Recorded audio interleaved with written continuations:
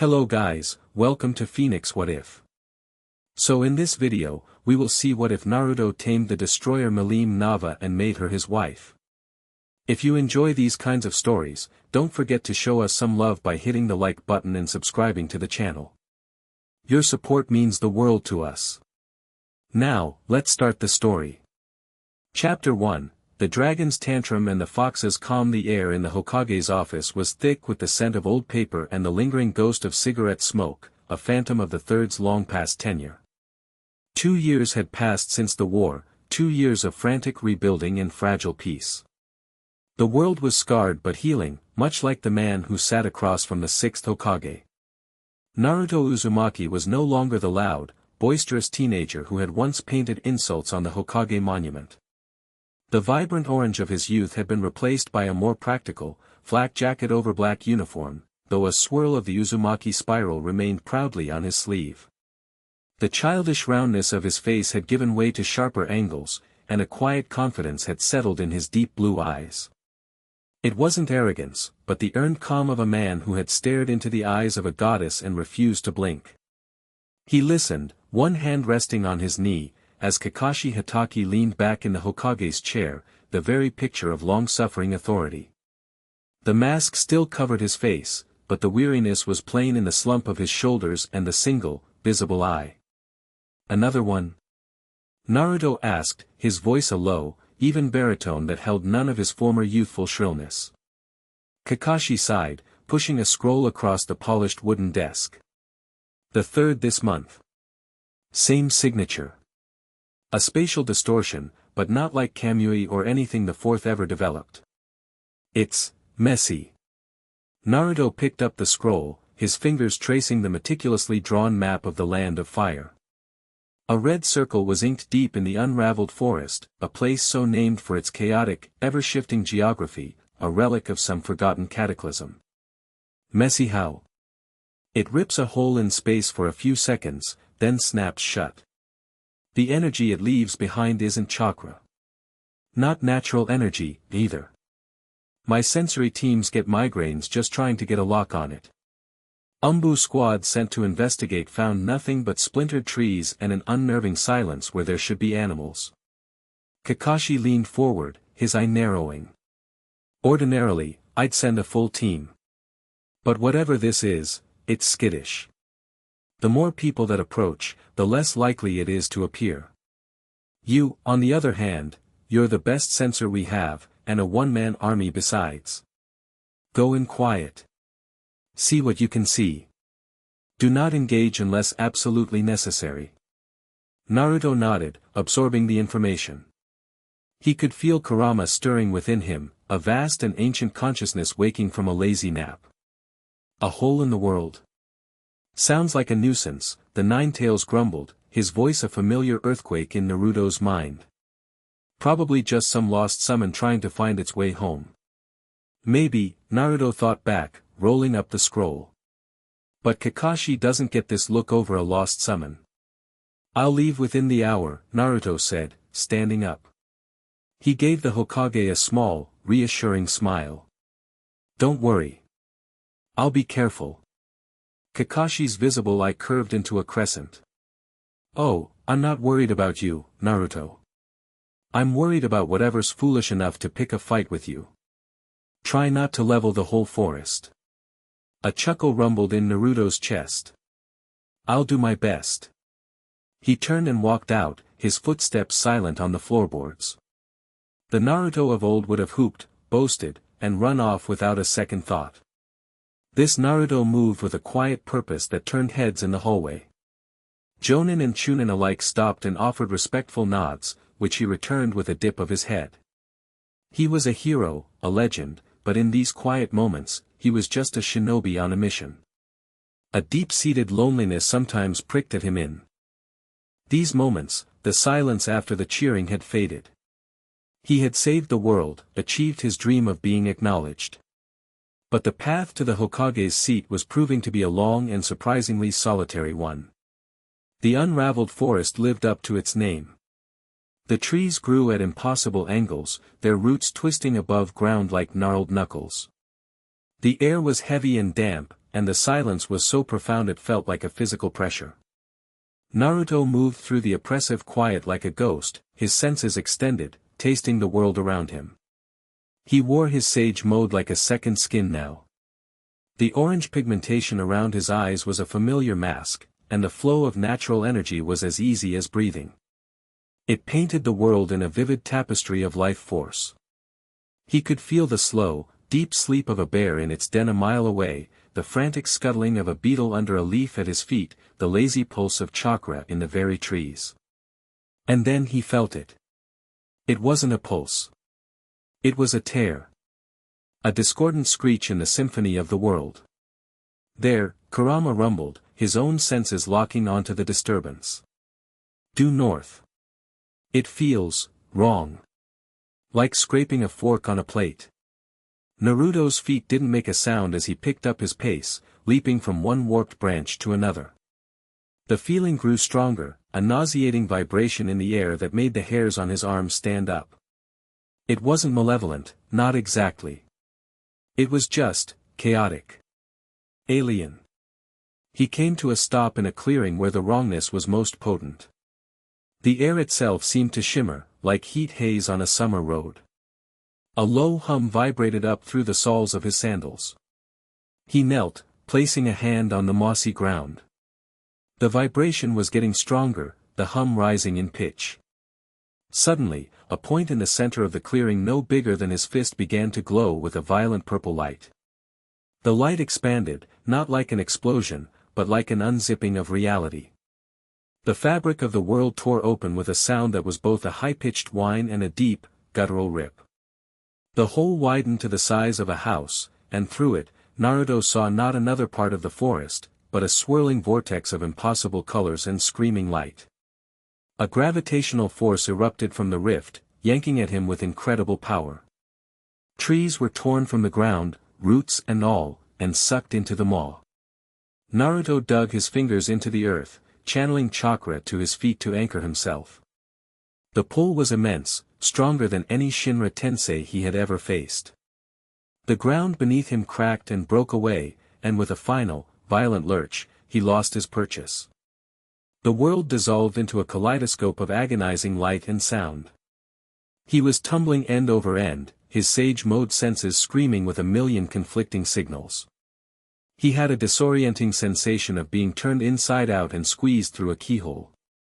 It was a violation of every physical law he knew. Kit! Brace yourself! Kurama roared, flooding Naruto's system with a protective layer of raw, red chakra.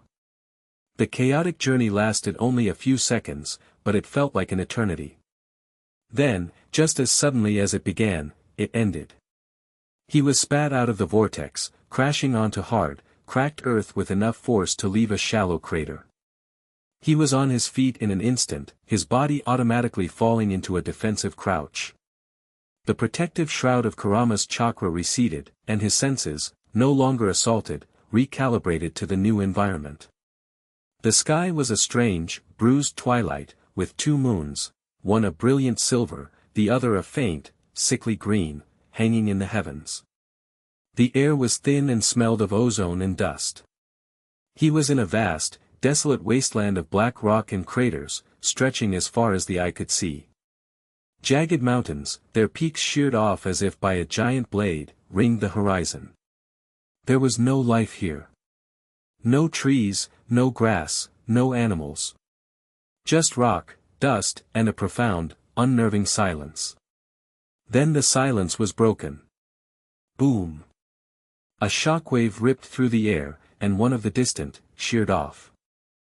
Mountain simply ceased to exist. It didn't crumble. It vaporized into a cloud of dust and superheated gas. Naruto's head snapped toward the source of the explosion. Standing atop a rocky plateau about a mile away was a small figure, barely visible against the twilight sky. Even at this distance, he could feel the power rolling off them.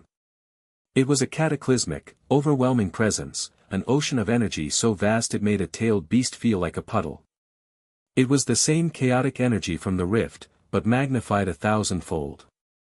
What in the worlds? Kurama breathed, his usual bravado replaced by a note of genuine shock. That's not a Jinchuriki, Naruto. That's something else entirely. Another boom, this time closer.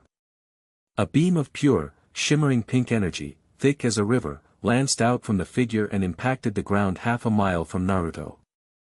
The earth screamed. The rock flash melted into a sea of lava, which then cooled and cracked in the span of a few seconds. The figure, a girl with long, pink hair tied in twin tails, put her hands on her hips. Even from this distance, Naruto could sense her colossal frustration. She let out a yell that echoed across the wasteland, a cry not of pain, but of pure, unadulterated boredom. Boring. So boring. There's nothing to do. Nothing to break. I already broke everything. She stomped her foot, and the plateau she was standing on cracked down the middle, a fissure splitting it in two. Naruto remained perfectly still, his sage mode analyzing the impossible phenomenon before him. This girl, who looked no older than he was wielding a level of destructive power that rivaled Kaguya. But it was sloppy. Unfocused. It was a child's tantrum with apocalyptic consequences. He felt no malice from her, no killing intent. Just a bottomless well of boredom and a desperate need for stimulation. And in that, he saw a flicker of something painfully familiar. A lonely kid, acting out because they didn't know any other way to get the world to notice them. The girl's head suddenly snapped in his direction. Her senses, as potent as her power, had finally found him. Her eyes, which he could now see were a striking gold, widened. A slow, predatory grin spread across her face. Ooh. A new toy. In the blink of an eye, she vanished from the plateau. Naruto's senses screamed a warning. He didn't have time to move, only to react. He threw his arms up in a crossguard as she appeared directly in front of him, her fist, tiny and yet radiating enough power to shatter a continent, swinging for his head. The impact was like being hit by a meteor. A thunderous clap echoed for miles. The ground beneath Naruto's feet disintegrated, and a shockwave radiated outwards, pulverizing the black rock into fine dust. He was driven back, his sandals carving deep trenches in the wasteland. He held his ground, the golden chakra of the Nine-Tails chakra mode flaring to life around him, merging with the natural energy of his sage mode. The synthesis was perfect, instantaneous. A golden shroud of fire shaped like a coat, with black markings swirling across his body. He looked at the girl, whose fist was pressed against his crossed arms, a look of genuine surprise on her face. Not bad, she chirped, her voice light and musical, a bizarre contrast to the devastating force she had just unleashed. You didn't pop. Naruto grunted, the force vibrating up to his teeth. You pack a punch, I'll give you that. He pushed back, shoving her away. She landed lightly on her feet, giggling. This is great. You're strong. Play with me. She didn't wait for an answer. She lunged again, a blur of pink and black. This was not a fight. This was a game to her, and he was the ball. What followed was less a battle and more a force of nature colliding with an immovable object. Her movements were pure instinct, all-out attacks with no semblance of form or style. She threw punches that warped the air and kicks that left vacuum trails. Naruto, in his heightened state, moved like water around her storm. He didn't try to block her head-on again, that was a fool's errand. He deflected, parried, and redirected. A punch that could have leveled Konoha was turned aside by the gentle press of a chakra arm. A kick aimed at his head was caught, her momentum used to spin her around and toss her harmlessly into the air. A massive beam of pink energy, a Drago Buster, though he didn't know its name, was met with his own technique. Rasengan. He formed the spiraling sphere of chakra in his palm and thrust it forward, not to collide with her beam, but to strike its edge. The impact and rotation deflected the apocalyptic blast, sending it careening into the sky where it detonated against the sickly green moon, causing it to shimmer violently. The girl, whose name was Milim Nava, was ecstatic. "Wow! You can do that," she squealed, clapping her hands together with delight. "Again. Do it again. Kit, this is insane." Kurama yelled in his head. "Her energy reserves are endless. This isn't a fight we can win by attrition." "We're not trying to win," Naruto shot back, his eyes locked on Milim as she gathered energy for another attack. "We're trying to survive. And I need to understand what I'm looking at." He was analyzing her with every exchange. Her power was chaotic, but it had patterns. It flared with her emotions, excitement, frustration, glee. It was a direct extension of her will. She wasn't using hand seals or manipulating an internal energy source in the same way a shinobi did. She was the energy source. "Come on, what are you waiting for?" she pouted, a ball of crackling energy twice her size forming above her head. Naruto sighed. It was clear she wouldn't stop until she was satisfied. And that meant he had to stop playing defense. He held up a hand. "Alright, you want a real fight? You've got it." He brought his hands together in a familiar seal. Tajukage Bunshin no Jutsu. The wasteland was suddenly filled with 100 golden, glowing copies of Naruto, each one crackling with the combined power of Sage Mode and the Nine Tails. Milim's golden eyes went wide, sparkling with childish wonder. "Whoa! There's so many of you now. This is the best day ever." The clones charged. The true battle began. It was a whirlwind of gold and pink. Clones swarmed her, each one attacking with giant Razengans, with chakra arms, with everything in their arsenal. And she met them with unrestrained joy. She smashed through dozens at a time with a single punch, vaporized scores of them with casual blasts of energy. The wasteland became a canvas of constant, titanic explosions. Naruto, the real Naruto, stayed back, molding a massive amount of chakra. He was pushing his reserves, matching her scale for scale. Kurama was feeding him power, a willing partner in this mad dance. "She's not even trying to find the real you," the fox noted, a hint of grudging respect in his tone. "She's just happy to have so many targets. That's what I'm counting on." He gathered the energy, compressing it, molding positive and negative chakra in a perfect ratio. A sphere of dense, black energy formed in front of his mouth, a tailed beast ball. But he kept pouring power into it, making it larger, denser, than any he had ever made before. Meanwhile, Milim was getting bored of swatting clones.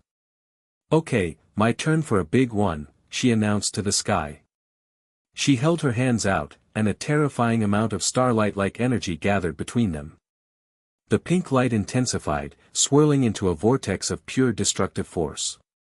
The very air began to hum with a note of finality. The last of the clones dispersed. It was just the two of them again, 100 yards apart, the ravaged landscape between them. They unleashed their attacks at the exact same moment. Drago Buster. Tailed Beast Ball. A black sphere of apocalyptic chakra and a pink beam of cosmic destruction crossed the distance in a nanosecond and met in the middle. There was no sound. For a single, terrifying moment, all noise, all light, all energy was sucked into the point of impact. A sphere of pure, silent, white-hot annihilation formed. Then, it detonated. The world vanished in a flash of white. The shockwave was not a sound, but a physical law being rewritten. The ground for miles in every direction was scoured clean, vaporized down to the bedrock. The sky itself seemed to fracture, spiderwebs of light cracking across the bruised twilight. When the light faded, Naruto was on one knee, breathing heavily. The golden cloak around him flickered, his reserves seriously drained. A massive, hemispherical crater, miles wide and glassy smooth from the intense heat, was all that remained of the battlefield. Across from him, Milim was sitting on the ground, her clothes slightly tattered, a smudge of dirt on her cheek. The excited grin was gone, replaced by a look of stunned disbelief. She was panting, a thin sheen of sweat on her brow. For the first time, she looked tired. The silence returned, heavier than before. They stared at each other across the newly formed crater. Milim was the first to speak, her voice a little shaky. Wow, Naruto pushed himself to his feet, the golden cloak receding, leaving him in his sage mode. He felt a deep, profound ache in his bones. That had been exhilarating. In a terrifying, world-ending sort of way. He started walking toward her, his footsteps echoing in the vast emptiness. She watched him approach, her golden eyes wary but no longer aggressive. The tantrum had been spent. The boredom had been thoroughly obliterated. Now, something else was left in its wake. As he got closer, he saw it clearly. The subtle quiver of her lip. The way her shoulders were slumped. The vast, aching loneliness in her eyes. It was the same look he used to see in the mirror as a child. The look of someone with so much power, so much presence, that it pushed everyone else away. She wasn't a monster. She was a kid trapped in an eternity of solitude. His heart, which had been pounding with the thrill of battle, now ached with a pang of pure empathy. He stopped a few feet in front of her. She looked up at him, a strange mix of defiance and vulnerability on her face. What? You want to go again? I can still fight, she said, though her voice lacked its earlier conviction. Naruto didn't answer. He simply reached into the shinobi pouch on his hip. His fingers brushed past kunai, explosive tags, and soldier pills, finally closing around a small, vacuum-sealed packet. He pulled it out, along with a self-heating water flask and a collapsible bowl. Field rations. Standard issue. But to him, it was more than that. It was comfort.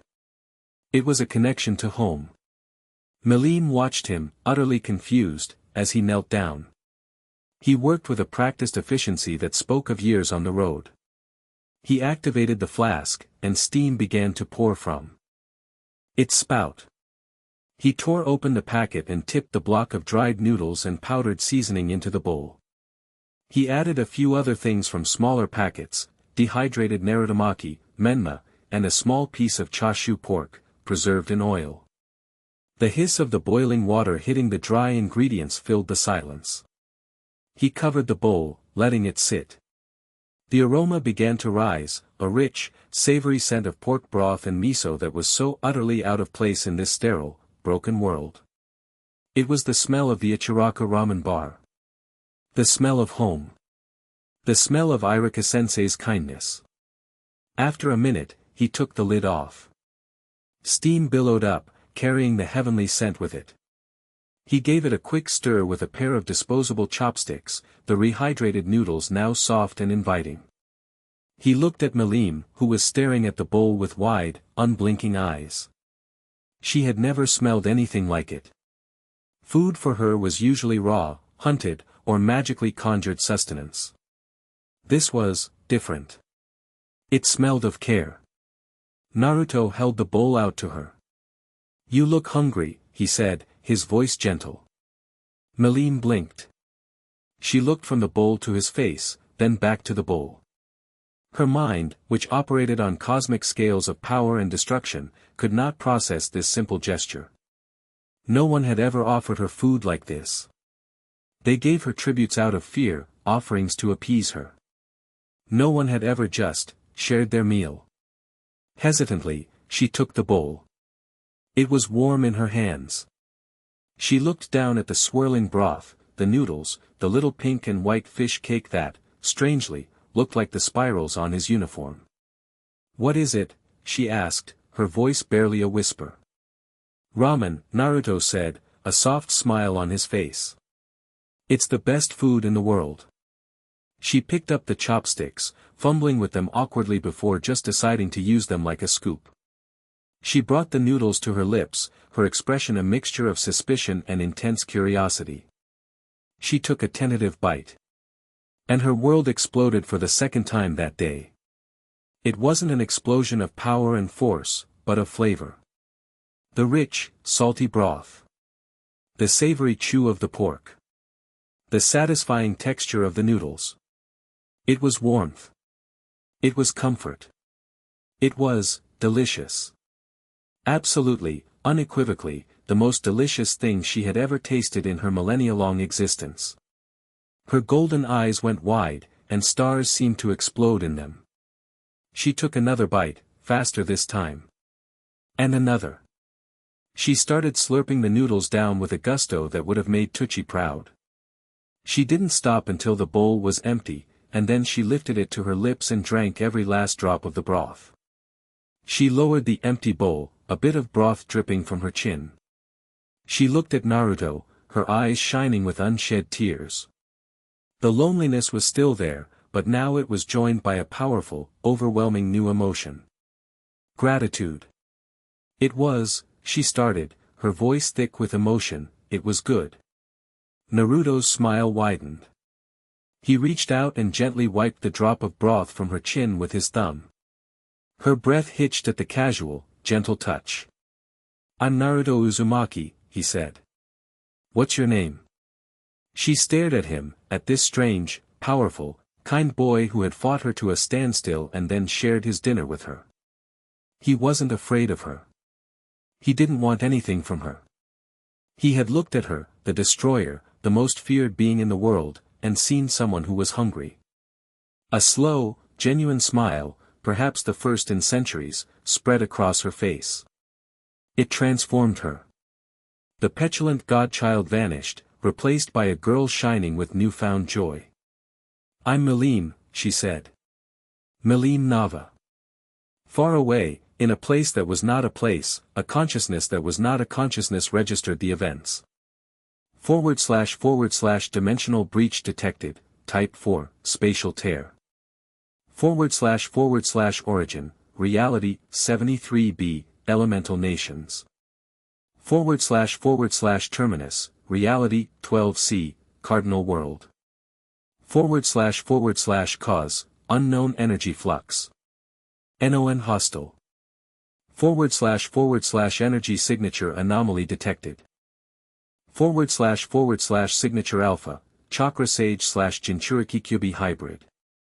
// signature beta, magical draconic / demon lord primogenitor. // analysis, confluence of disparate reality anchoring energies. Unstable. Probability of sustained interaction, 0.0012%. // threat level, negligible. // prognosis, temporal anomaly will self-correct. Entities will return to native dimensions. No intervention required. // logging event. Continuing observation protocols. The cosmic notice was filed away, a minor footnote in the infinite ledger of reality. A 1 in a billion chance event that would resolve itself. The arbiter of continuum felt nothing, because it was incapable of feeling. It did not, and could not, account for the universe-altering power of a simple, warm bowl of ramen. Chapter 2, My Best Friend, the Destroyer. The silence in the aftermath was a living thing. It filled the vast, glassy crater, pressing in on Naruto and Milim, two small figures in an immense monument to their own power. The dust had settled. The twin moons, one silver, one green, cast long, distorted shadows across the blasted landscape. Milim held the empty ramen bowl like a holy relic, her golden eyes fixed on Naruto. The manic energy was gone, washed away by a tectonic clash and a simple bowl of soup. In its place was a raw, unnerving stillness. Naruto felt Kurama shift within him, a wary rumble. "Careful, Kit. A quiet storm is still a storm." "She's just a kid," Naruto thought back, the conviction unwavering. He had faced down lonely gods and desperate monsters. He knew this feeling. Finally, Milim's stillness broke. She scrambled to her feet, the empty bowl still clutched in one hand, and zipped over to him, stopping barely an inch from his face. Her eyes, wide and luminous, searched his. "That fight was the most fun I've ever had," she declared, her voice ringing with absolute sincerity. "And that ramen, was the most delicious thing I've ever eaten. Naruto blinked, taken aback by her proximity. He could feel the faint, static hum of her power, a dormant volcano. Glad you liked it. She grabbed his hands, her grip surprisingly strong. No one has ever done that before. Fought me like that. Or given me food like that. She pointed a thumb at her own chest, a gesture of immense pride and gravity. I've decided. From now on, you're my best friend. The declaration was so sudden, so absolute, it left Naruto speechless for a second. It wasn't a request. It was a decree from a force of nature. Best friend? Kurama snorted. You just met. She tried to vaporize you 10 minutes ago. Best friend, huh? Naruto finally managed, a slow smile spreading across his face. He looked at her shining, expectant eyes and couldn't help but see a reflection of his own younger self, desperately screaming for any kind of connection. Okay. I can live with that. Milim's face lit up with a 1,000-watt grin. Great. It's official. She spun around, holding his hand and pulling him into a dizzying circle. My best friend, Naruto. We're going to have so much fun. We can break more mountains. And you can make me more of that, amen. She sounded out the word carefully, as if it were a sacred chant. Naruto stumbled to a halt, regaining his balance. Whoa, hold on. First things first. I need to figure out where I am. And how to get home. Milim's smile faltered. She tilted her head, a flicker of her earlier petulance returning. Home. Why? This place is way more fun. You can stay here with me. I have people waiting for me, Naruto said gently but firmly. Friends. A village. I can't just disappear. She pouted, crossing her arms. Are they stronger than me? That's not really the point. Can they make ramen? Well, some of them can, then what's the problem? We can go get them and bring them here, she said, as if suggesting they pop down to the market. Naruto sighed. This was going to be more complicated than he thought. Look, how about a deal? You help me figure out where we are, and I'll make you ramen for lunch. The good stuff this time, not just field rations. Milim's eyes instantly lit up again. Her mood shifted with the speed of a lightning strike. Deal. It's a deal. The best deal. She grabbed his arm, her enthusiasm returning at full force. Okay, so, where are we? We're in the middle of the wasteland I was playing in. It's my favorite spot because there's nothing important to accidentally break. She pointed a finger at the sheared-off mountain range on the horizon. Those used to be pointier. And that big hole we're in? That's new. I like it. It's our crater, Naruto. Naruto looked around at the utter desolation. His sage mode could feel the life of this world, but it was distant, leagues away over the mountains. There was nothing here. No natural energy to speak of. It felt like the planet itself was dead in this spot. Right. Our crater, he said, deciding to file that away for later. Is there anywhere, with people? A town? A city? People are boring, Milim grumbled. They're fragile and they complain when you knock over their houses. But, they sometimes have interesting food. Her stomach rumbled audibly at the thought. Okay. I know a place. It's run by a slimy guy, but he's got good chefs. It's that way. She pointed in a seemingly random direction. Before Naruto could ask for more specifics, she crouched. Hold on tight, best friend. Hold on to what? His question was cut off as she wrapped an arm around his waist, shot into the air like a cannonball, and broke the sound barrier in under a second. The world became a blur of black and gray. The force was crushing, but his Nine-Tails chakra mode flared instinctively, shielding him from the worst of the G-forces. She didn't even give a warning. Kurama roared, more indignant than concerned. Naruto squeezed his eyes shut against the rushing wind, his grip tight on Milim's shoulder. They flew for what felt like an eternity, crossing the shattered mountain range in moments. Below them, the dead wasteland gave way to a sparse, rocky landscape, which then bled into a vast, dark forest. Naruto's sage mode, no longer suppressed by the dead land, sprang to life. He could feel it now. A massive concentration of life ahead. Thousands of souls, all gathered in one place. And something else. A powerful, calm, intelligent presence at its center. It felt familiar, in a strange way.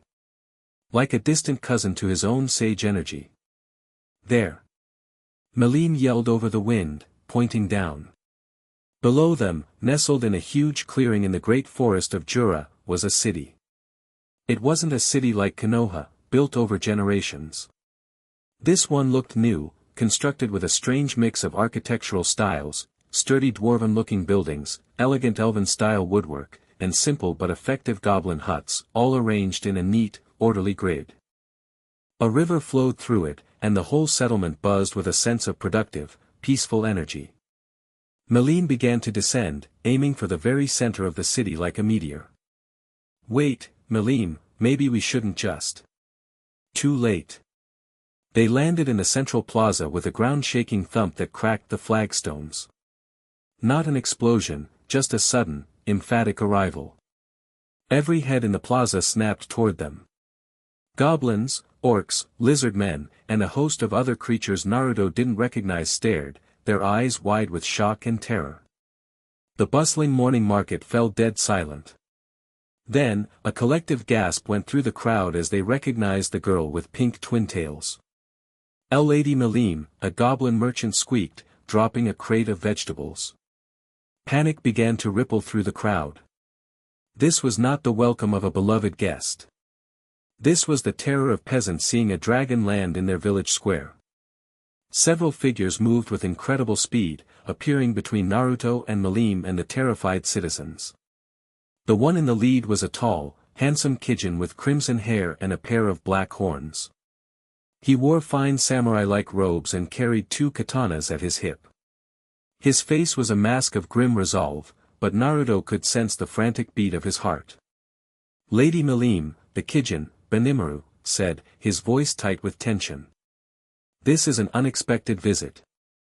Lord Rimuru was not informed of your arrival. Milim just beamed, completely oblivious to the fear she was causing. She gestured grandly to Naruto. I brought my best friend. His name is Naruto, and he's super strong. He's going to make me ramen. Benimaru's gaze flickered to Naruto. His eyes widened slightly as he took in the strange clothes, the blonde hair, and the sheer, palpable aura of power that radiated from him. It wasn't the chaotic, overwhelming tide of Milim's magicules. It was something else. A deep, steady, golden well of energy, calm and controlled, but fathomlessly deep. He felt like he was looking at a sun. I see, Benimaru said slowly, his hand never straying far from his sword hilt. And you are? Naruto Uzumaki, Naruto said, giving a small, disarming wave. He stepped forward, putting himself slightly in front of Milim, a subtle gesture of de-escalation. Sorry for the sudden entrance. My friend here is a little, enthusiastic. We're not here to cause trouble. I was just hoping to speak with your leader. I'm a bit lost. The sheer normalcy of his tone, the lack of arrogance or aggression, seemed to throw Benimaru off more than any threat could have. He exchanged a quick, confused glance with a purple-haired Kijin, Cheyenne, who was gripping a massive odachi with white-knuckled intensity. Before anyone else could speak, a new voice echoed through the plaza. It was light, androgynous, and held an unmistakable note of authority. Benimaru, stand down. It's all right. The crowd parted, and a figure glided toward them. It was a person, or a monster. Naruto's senses were confused, with long, silver-blue hair and golden eyes. They wore a black coat over simple but elegant clothes and a familiar-looking mask that reminded Naruto of Shizun's. The power Naruto had sensed at the city's heart was coming from them. It was calm, vast, and analytical. As they got closer, the figure removed their mask, revealing a face of stunning, androgynous beauty. "Milim, I wasn't expecting you back so soon," the person said, their tone one of weary familiarity. Then, their golden eyes locked onto Naruto, and they paused. An imperceptible flicker of shock crossed their features. Notice. Analysis of individual designated Naruto Uzumaki. Energy source identified as chakra. Composition unknown. Biological structure, human. Power level. Error. Unable to quantify. Subject's energy pathways are incompatible with standard magicule measurement. A parallel but equally potent system is in place. Proceed with extreme caution, Rimuru Tempest, ruler of the Jura Tempest. Federation, kept his composure perfectly, though the voice of his great sage skill was screaming warnings in his mind. This man, standing so casually next to Milim, was an anomaly of the highest order. He radiated a power that felt fundamentally different from anything in this world, yet it was just as potent, if not more so, than Milim's. "And you must be Naruto," Rimuru said, offering a welcoming smile. "Milim's best friend. It's a pleasure to meet you. I'm Rimuru Tempest." Milim bounced on her heels. "Rimuru. Naruto promised to make me ramen if I helped him. So, help him. He wants to go home." Rimuru's eyebrows shot up. "Home? You mean you're an otherworlder?" "Yeah. It was an accident," Naruto explained, rubbing the back of his neck. It felt strangely easy to talk to this person. "A spatial jutsu, a technique, went wrong and pulled me through. I ended up in that wasteland over the mountains." Rimuru's mind raced. An otherworlder, but not summoned. And one with enough power to not only survive an encounter with a bored Milim but apparently befriend her. This was an unprecedented situation. "I understand," Rimuru said, his expression turning thoughtful. "Reopening a dimensional rift is no simple task. It would require a massive amount of calculation and energy. But, it might not be impossible. My researchers could look into it." Naruto's face broke into a genuine, relieved smile. "Really? You'd do that? I'd be in your debt." "Of course," Rimuru said. "But it will take time. In the meantime, you are both welcome to stay in Tempest as my guests." He shot a pointed look at Milim. "Provided you behave," he added, a little more sternly. Milim just puffed out her chest. "Of course I'll behave. I'm with my best friend." Rimuru sighed. That probably wasn't the reassurance he was hoping for. He turned back to Naruto. "Come. Let's get you settled. And I believe you owe someone ramen." The kitchen in Rimuru's personal residence was a marvel of dwarven engineering and goblin ingenuity.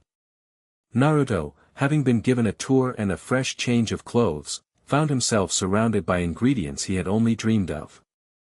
The wheat for the noodles was magically enhanced for perfect texture.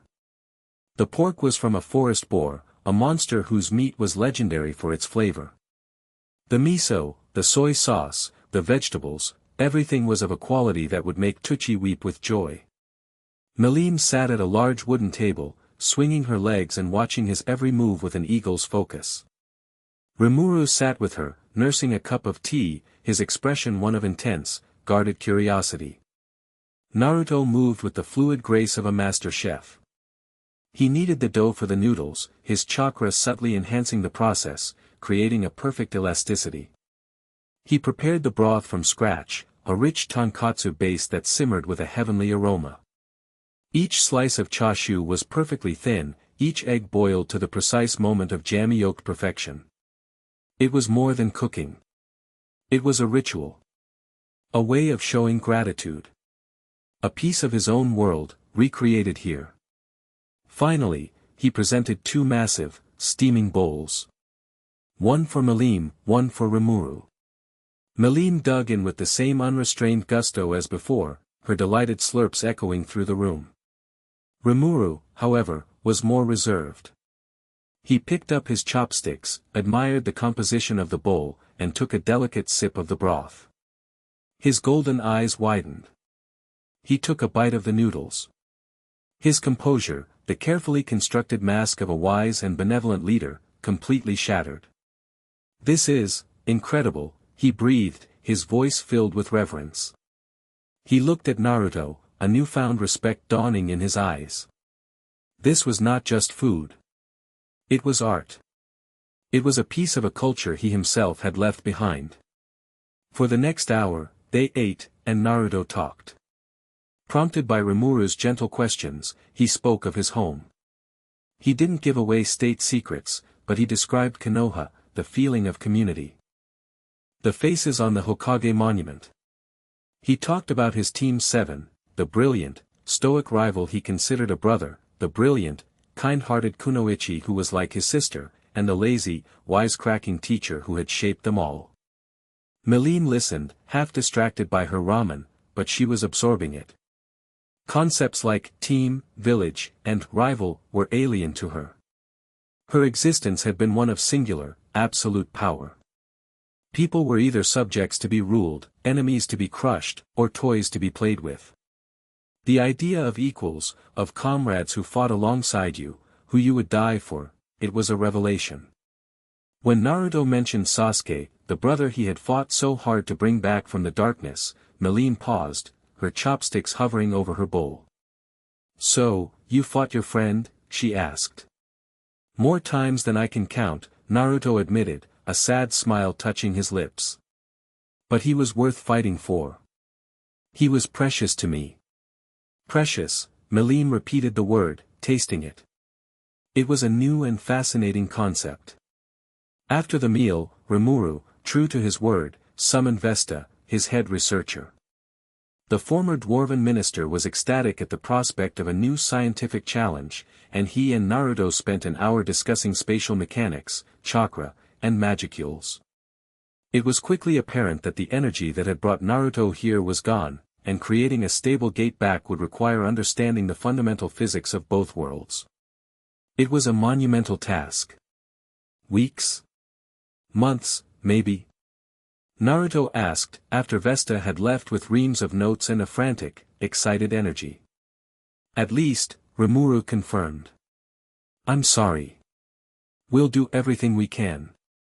Naruto nodded, a flicker of disappointment crossing his face before he suppressed it. He was a shinobi. Patience was part of the job. "Thank you, Rimuru. For everything." In the days that followed, a strange routine began to form. Naruto would spend his mornings with Vesta and his team, trying to explain the principles of jutsu and chakra theory, a frustrating exercise in translating the unexplainable. Afternoons were for Milim. She was an exhausting, exhilarating handful. Her idea of playing still involved things that could reshape the continent.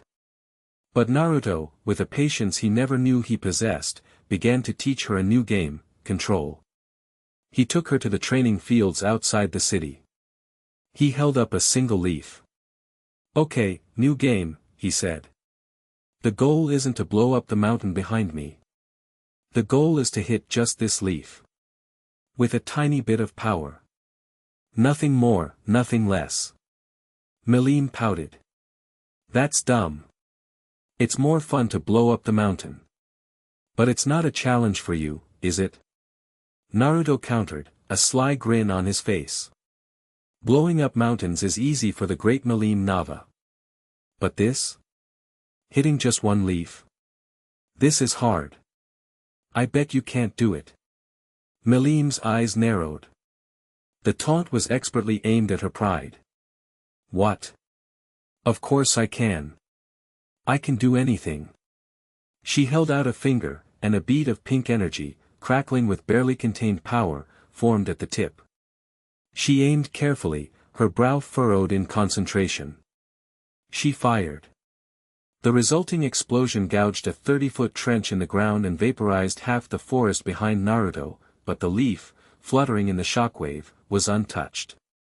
Naruto stood there, covered in dirt, the leaf still held between his fingers. He just raised an eyebrow. Milim's face turned bright red. That was a warm-up. I wasn't trying. They spent hours at it. Her attempts ranged from catastrophic misses to near-apocalyptic successes. But slowly, painstakingly, she started to get it. She learned to rein in a cataclysm, to focus the ocean of her power into a single, precise drop. Naruto would demonstrate, tapping the leaf with a minuscule Rasengan the size of a marble, leaving the leaf spinning but unharmed. She would watch, fascinated, and then try to copy him, her frustration mounting with every failure, but she never gave up. Because Naruto was there, watching, encouraging, and never once flinching when she accidentally leveled a hillside. For the first time, someone was teaching her not to suppress her power out of fear, but to control it for fun.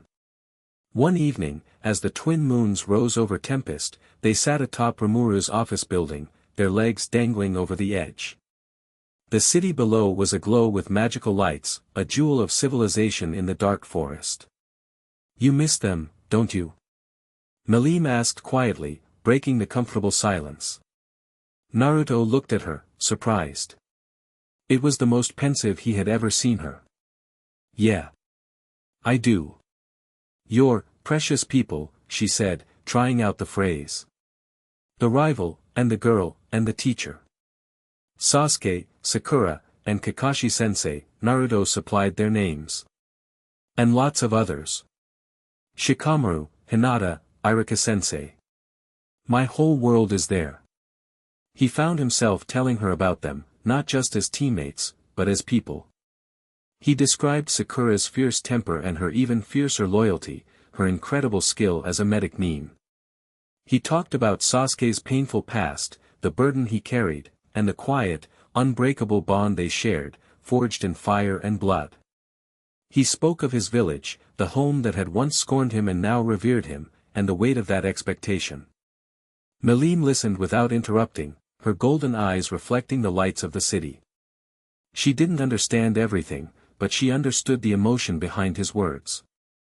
She understood the feeling of being connected to something, and in that, she felt the true depth of her own isolation. It must be nice, she whispered, her voice small. To have a team. It is, Naruto said softly. It's the best thing in the world. Their quiet moment was shattered by a sudden, piercing alarm that echoed from the city walls. A moment later, Benimaru appeared on the roof in a flicker of crimson flame. Lord Rimuru. A high-level monster has been sighted approaching from the south. It's a Chaos Eater. It's already breached the outer warning perimeter. Rimuru, who had been quietly observing from the doorway, turned serious. A Chaos Eater? Here. He turned to Naruto. They're ancient creatures drawn to large sources of power. They consume magicules and grow stronger. With the energy radiating from Tempest, and especially, he glanced at Milim, from our guest, it's a moth to a flame. Milim was already on her feet, her eyes alight with battle lust. A monster. Let's go smash it, Naruto. It'll be fun. Hold on, Naruto said, standing up. He looked at Rimuru. Let us handle this. Rimuru hesitated for a second, then nodded. Be careful. Its main ability is to absorb energy. Conventional magic attacks will only feed it. Got it, Naruto said, a determined glint in his eye. He looked at Milim. Ready for a real team exercise? Milim's grin was feral. Let's go. They shot off the roof, two blurs of pink and gold, heading south. They found the creature at the edge of the forest. It was a horrifying sight. A massive, amorphous blob of churning black sludge, dozens of feet high, with no discernible features save for a collection of screaming mouths that opened and closed all over its body. The very air around it felt distorted, and the trees it passed withered and died, their life force drained away.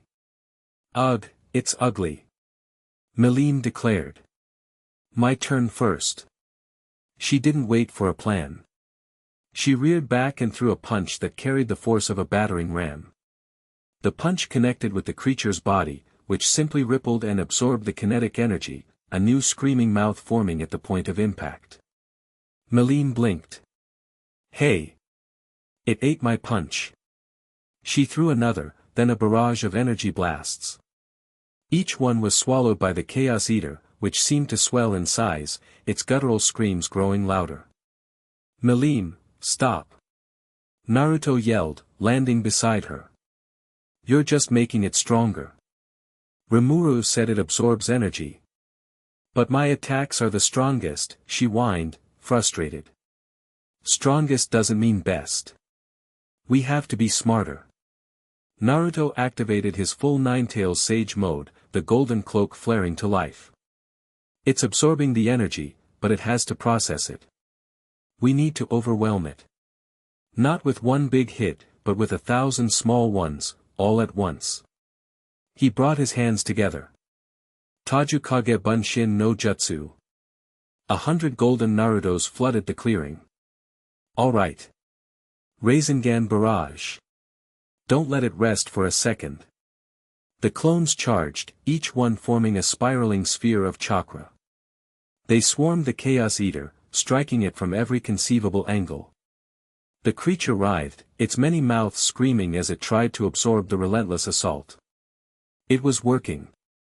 The constant, multi-directional attacks were overloading its ability to process the energy. It couldn't adapt fast enough. Milim. I need a finisher, the real Naruto yelled, staying back and forming a new technique in his hands.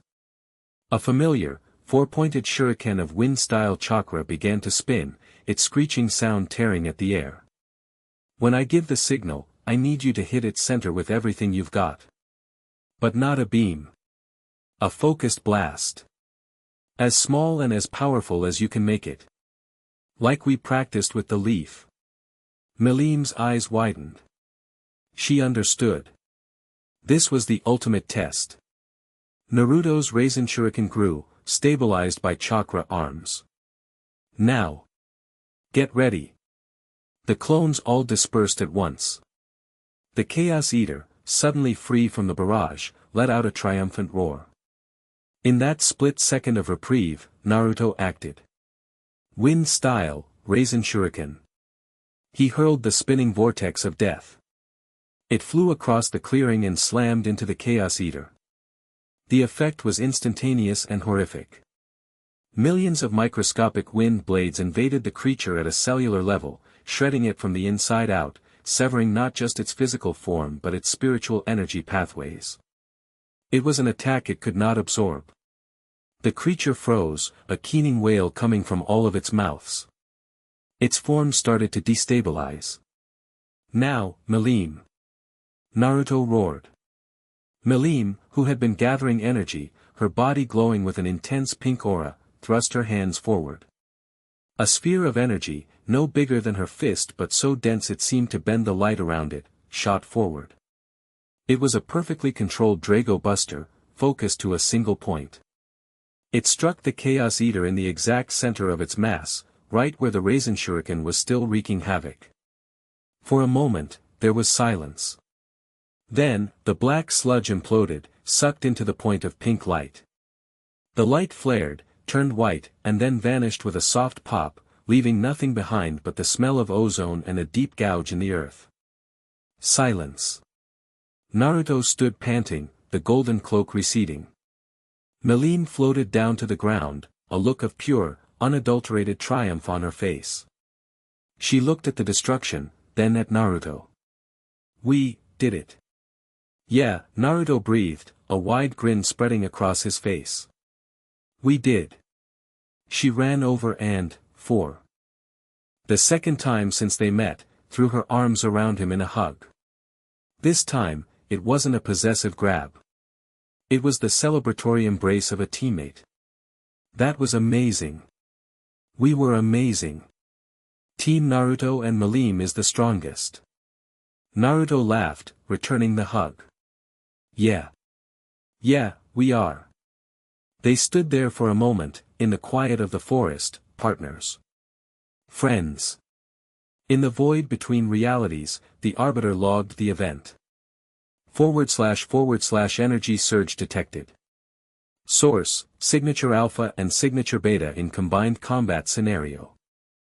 // analysis, paradoxical energy signatures have achieved harmonic resonance. Output exceeded predicted theoretical maximums by 412%. The symbiotic relationship is accelerating. // probability of self-correction now, 0.00003%. // threat level upgraded, low. // action, initiate passive data collection. Deploying non-intrusive sensory probes to monitor energy output and interaction patterns. The change was infinitesimal. A status update in a silent, cosmic database. But the shift had been made. The anomaly was no longer just an anomaly. It was a pattern. And patterns, to the Arbiter, were something to be watched very, very closely. Later that night, back in Tempest, the victory was celebrated with a feast. Milim, seated next to Naruto, was regaling a terrified but impressed Gobta with the tale of their battle, exaggerating every detail with wild gestures. Naruto was quiet, watching her, a fond smile on his face. She was a handful. She was a walking apocalypse. But she was also fierce, loyal in her own strange way, and full of a life that was infectious. She seemed to feel his gaze and turned to him, her mouth full of steak. What? Nothing, he said, shaking his head. Just thinking. She swallowed. About your home? Yeah, he admitted. But, it's not so bad here, either. Milim beamed, her face lighting up. She leaned closer, her voice a conspiratorial whisper. So, that precious person thing. Is it only for people in your home world? Naruto looked at her earnest, hopeful expression. He thought of the lonely girl in the wasteland and the triumphant warrior in the forest. He thought of her boundless, chaotic energy, and the surprising depth of feeling he was beginning to see underneath it all. He reached out and ruffled her pink hair. No, Milim. It's not just for people at home. She stared at him for a long moment, processing his words. Then, a slow, radiant smile spread across her face. She turned back to her food, but her shoulders were a little straighter, her presence a little brighter. She, Milim Nava, the destroyer, had a team. And more than that, she finally understood. She looked over at the golden-haired boy who fought like a demon and cooked like an angel. He was her precious person. And she would never, ever let him go. Chapter 3, The Uncalculated Return. 6 weeks. 6 weeks had passed since Naruto Uzumaki had been unceremoniously spat out of reality's back door and into a world of twin moons and demon lords. The initial frantic edge of being stranded had softened, replaced by the steady, focused rhythm of a long-term mission. He was a shinobi, waiting was part of the job description. But this waiting was different. It wasn't the tense, coiled spring silence of an ambush, but the strange, almost comfortable routine of a life he was inadvertently building. His mornings were spent in Vesta's labs, a cavernous space filled with humming dwarven machinery and the frantic scratching of quills on parchment. He'd sit cross-legged on a table, patiently explaining concepts that were second nature to him but utterly alien to them. It's not just about heat, Naruto explained for what felt like the 100th time, holding a small, perfectly controlled flicker of flame on his fingertip. Fire style isn't just making fire. It's shaping your chakra into the idea of fire. You have to mold both the form and the nature. Vesta, the brilliant dwarven researcher, adjusted his spectacles, peering at the flame with an intensity that could melt steel. Fascinating. So chakra is both an energy source and a metaphysical medium. It responds to intent. Like an advanced form of intrinsic skill casting but without the need for a systemic framework. Rimuru-sama, the implications are staggering. Rimuru, perched on a nearby crate in his human form, nodded thoughtfully. It's a completely different power system. Where our magicules are the building blocks of the world, chakra seems to be the energy of the self, of the soul. Finding a resonance between the two to open a stable gateway, it's like trying to make oil and water shake hands. Naruto sighed, extinguishing the flame. It was slow, painstaking work. But they were making progress. They had identified the unique frequency his own chakra had emitted when it was forcibly harmonized with the rift's chaotic energy. The plan, in theory, was simple: replicate that frequency using Tempest's vast magicule reserves, create a brief, targeted resonance, and punch a hole back to the exact coordinates in the unraveled forest. In practice, it was like trying to tune a guitar in the middle of a hurricane. His afternoons, however, were a different kind of chaos. No, no, no. Milim yelled, stomping her foot in frustration. A shockwave rippled from the impact, and the small mountain in the distance they were using for practice developed a new, rather large crack down its side. It's supposed to be a challenge. Not a suggestion. Naruto sat on a boulder, an amused smile on his face. He held a single, perfect maple leaf between his fingers. It was unblemished. You're still thinking about destruction. The goal isn't to annihilate the target. It's to touch it. Gently. Milim glared at the leaf as if it had personally insulted her. For weeks, this had been their game. Her progress had been monumental, but her patience was tissue-thin.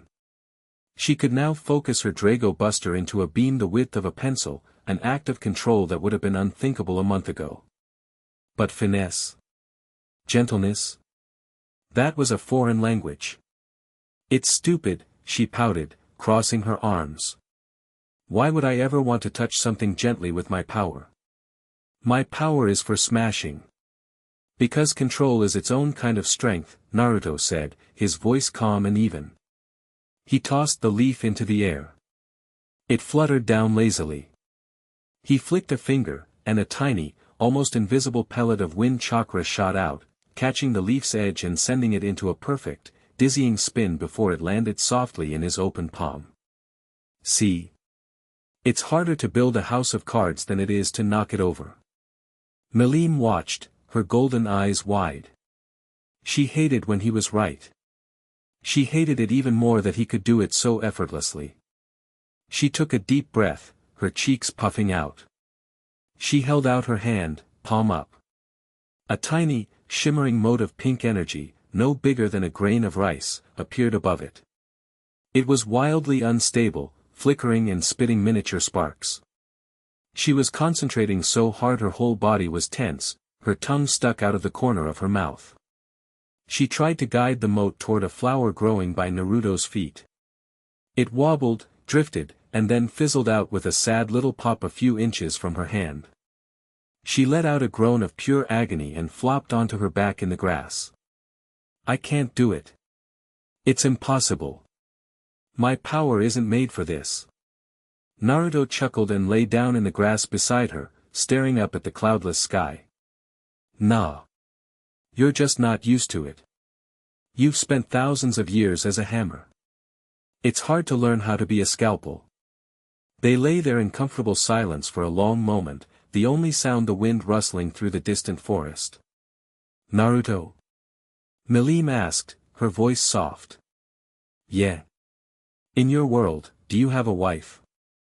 The question came so far out of left field it took Naruto a moment to process. A wife? Me? No. Why do you ask? Cheyenne was talking about it, Milim said, rolling onto her side to look at him. She said a strong man like Rimuru needs a strong woman to be his secretary, and his wife. She wrinkled her nose. And then she and Shuna started arguing about it. It was confusing. What does a wife do? Naruto felt a strange heat creep up his neck. This was not a conversation he'd ever expected to have, especially not with a primordial demon lord. Well. It's complicated. It's like a best friend, but more. It's the person you choose to build a life with. Someone you protect, and who protects you. The most precious person of all. He used the term she had become fond of. The most precious person, she repeated, her golden eyes thoughtful. She looked at him, her gaze so direct and intense it was almost physical. So you don't have one? No, he said quietly. I haven't really had time to think about it. There was the war, and rebuilding the village, and training. My life has been about my duty to everyone else. I haven't gotten to the part that's just for me yet. A flicker of something unreadable passed through her eyes. Sadness? Understanding? He wasn't sure. Oh, was all she said, before rolling back over to stare at the sky. The easy silence returned, but the air was different now. Thicker. Charged with unspoken thoughts. Naruto found himself thinking about her question. A wife. A family. It was a distant, hazy dream, something he'd always wanted but had never felt was within his grasp. He had his friends, his village. But that deep, personal connection. The one person who was his and his alone. It was a profound and aching void he rarely allowed himself to look at. She's getting attached, Kit, Kurama grumbled from the quiet space in his mind. More than you realize. This is going to be messy when you leave. I know, Naruto thought back, the simple admission heavy with a truth he didn't want to face. He had let her get close. He had wanted her to. In her chaotic, lonely world, he had found a strange and powerful kinship. He was going to miss this. He was going to miss her. A week later, the breakthrough came. Naruto was in the lab when a klaxon, Vesta's signal for a major discovery, blared through the complex. The dwarf came running in, his beard askew and his face flushed with manic glee. We've done it. By the forge of my ancestors, we've done it, he bellowed, waving a crystal slate that was glowing with complex equations. The final resonance calculation is complete. We can create a stable, singular waveform. We can open the gate.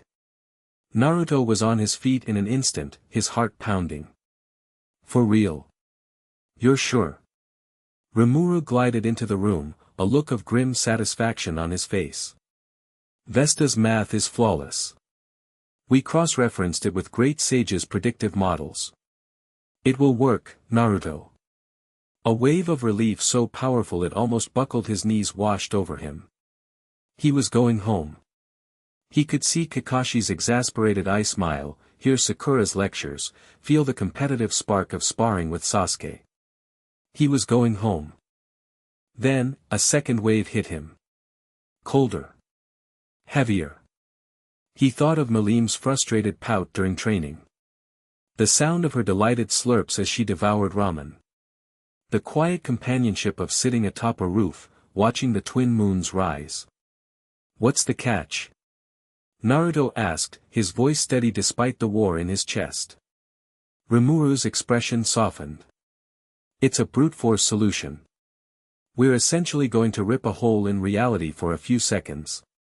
We can only do it once. The energy expenditure will be enormous, and it will be impossible to replicate for at least a year. It's a one-way, one-time trip. And it has to be soon. The planetary alignments that make this even remotely possible are in flux. We have to do it tonight. Tonight. The word hung in the air, heavy as a tombstone. Naruto took a deep, centering breath. All right. Tonight it is. Thank you, Rimuru. Vesta. I don't know how to repay you. Nonsense, Vesta boomed. The joy of discovery is its own reward. The chance to interface with an entirely different system of physics is a gift. Just stay safe, Naruto, Rimuru said, his tone gentle. And, you should probably go tell her. Naruto nodded, his throat suddenly tight. That was the part he was dreading most of all. He found her where he expected to, in the kitchen, trying to bully Cheyenne into making her a snack. When she saw him, her face lit up. Naruto. Perfect timing. Cheyenne's being stingy with the meat buns. Cheyenne, the imposing Kijin, bowed respectfully. Naruto-sama. I was just explaining to Lady Milim that dinner will be served in an hour. It's okay, Cheyenne. Can you give us a minute? Naruto asked. Cheyenne glanced between Naruto's serious expression and Milim's clueless one, nodded, and quietly exited the room. Milim bounced over to him. So, what's up? Did you figure out the stupid leaf thing? Because I have a new idea. What if we use a bigger leaf? Milim, he started, his voice rougher than he intended. They did it. The researchers. They found a way for me to get home. Her excited smile froze on her face. It didn't fall. It just stopped. The light in her eyes dimmed. Home, she repeated, the word a hollow echo. There's a portal. It opens tonight, he continued, forcing the words out. It's a one-time thing. I have to take it. She just stared at him, her expression blank. For a terrifying second, he thought she might explode. That the kitchen, the city, the whole forest might be consumed in a pink flash of apocalyptic rage. But she didn't. She just stood there, impossibly still. Oh, she said, her voice a tiny, fragile thing. Tonight. I have to go, he said, his own voice cracking. He hated the pleading tone in it. It's my duty. My home. Your precious people, she whispered, the words tasting like ash in her mouth. Yeah. She looked down at her feet, her pink hair falling forward to hide her face. So, you're leaving me. It wasn't a question. It was a statement of fact. A confirmation of a fundamental truth she had always known, everyone leaves. Her parents. The few friends she had made over the millennia. They all disappeared, one way or another, leaving her alone in the endless, boring silence. Milim, what could he say? I don't want to. I'll miss you. The words felt cheap, useless. It's okay, she said, her voice muffled by her hair. She looked up, forcing a smile that was a horrific, painful caricature of her usual grin. It didn't reach her eyes. Her eyes looked like shattered gold. You have to go home. I get it. A best friend would understand, right? Milim, he reached out a hand to touch her shoulder, but she flinched back, a tiny, almost imperceptible movement. I should go pack your things, she chirped, her voice falsely bright. You'll need snacks for the road. You can't go home without snacks. And before he could say another word, she turned and fled the room, a blur of pink and desperate, brittle cheer. Naruto stood alone in the kitchen, his outstretched hand trembling. This was a mistake, Kurama said, his voice unusually gentle. Letting her get this close. Naruto clenched his fist, his knuckles white. No, he thought, with a fierceness that surprised even himself. It wasn't a mistake. The air in the lab crackled with power. A massive ring of carved dwarven metal, inscribed with glowing runes, stood in the center of the room. At its heart, the air was beginning to shimmer, to distort. Vesta and his team were at a series of consoles, barking out readings and making frantic adjustments. Rimuru, Benimaru, Cheyenne, and the other heads of Tempest stood by, their faces grim. Naruto stood before the ring, dressed back in his familiar Konoha uniform. He'd said his goodbyes. He'd shaken Benimaru's hand, endured a rib-crushing hug from Cheyenne, and politely declined her parting gift of a bento box that seemed to be pulsing with a faint, purple aura, and shared a final, respectful nod with Rimuru. We won't forget what you've done for us, Naruto, Rimuru said. If you ever find a way back, you'll always have a home here. Thank you, Rimuru. For everything, Naruto said, his voice hoarse. His eyes scanned the crowd. She wasn't there. Milim hadn't come to see him off. A part of him was relieved. Another, much larger part, felt like it had been carved out with a dull kunai. The energy convergence is reaching its peak. Vesta shouted. The gate will stabilize in 30 seconds. It will only remain open for 5. The shimmering air in the ring coalesced. It tore open with a low, humming rip. A swirling vortex of white light appeared, a perfect circle of pure potential. Through it, Naruto could see, distorted and wavering, the familiar, twisted branches of the unraveled forest. Home. He took a deep breath. This was it. One step and he would be back. Back to his life, his duty. He turned to give one last wave to the friends he had made. And that's when he saw her. Milim was standing in the doorway of the lab, her hands behind her back.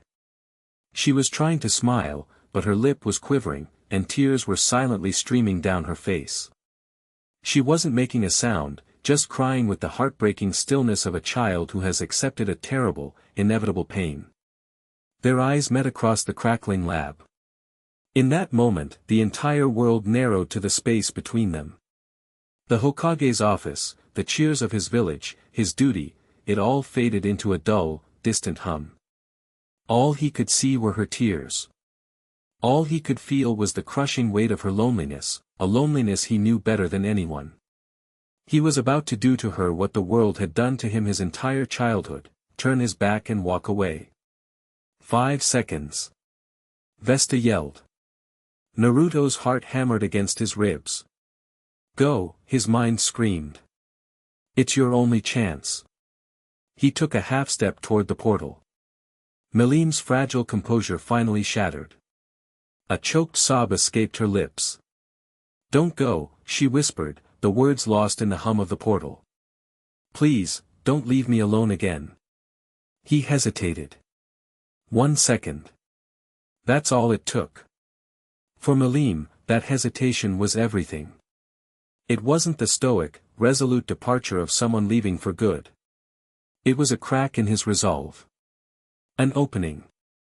Her mind, which had been paralyzed by grief, was suddenly jolted by a desperate, primal instinct, don't let him go.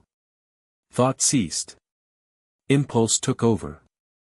In the space between one heartbeat and the next, she moved. She was a flash of pink, a comet of pure desperation.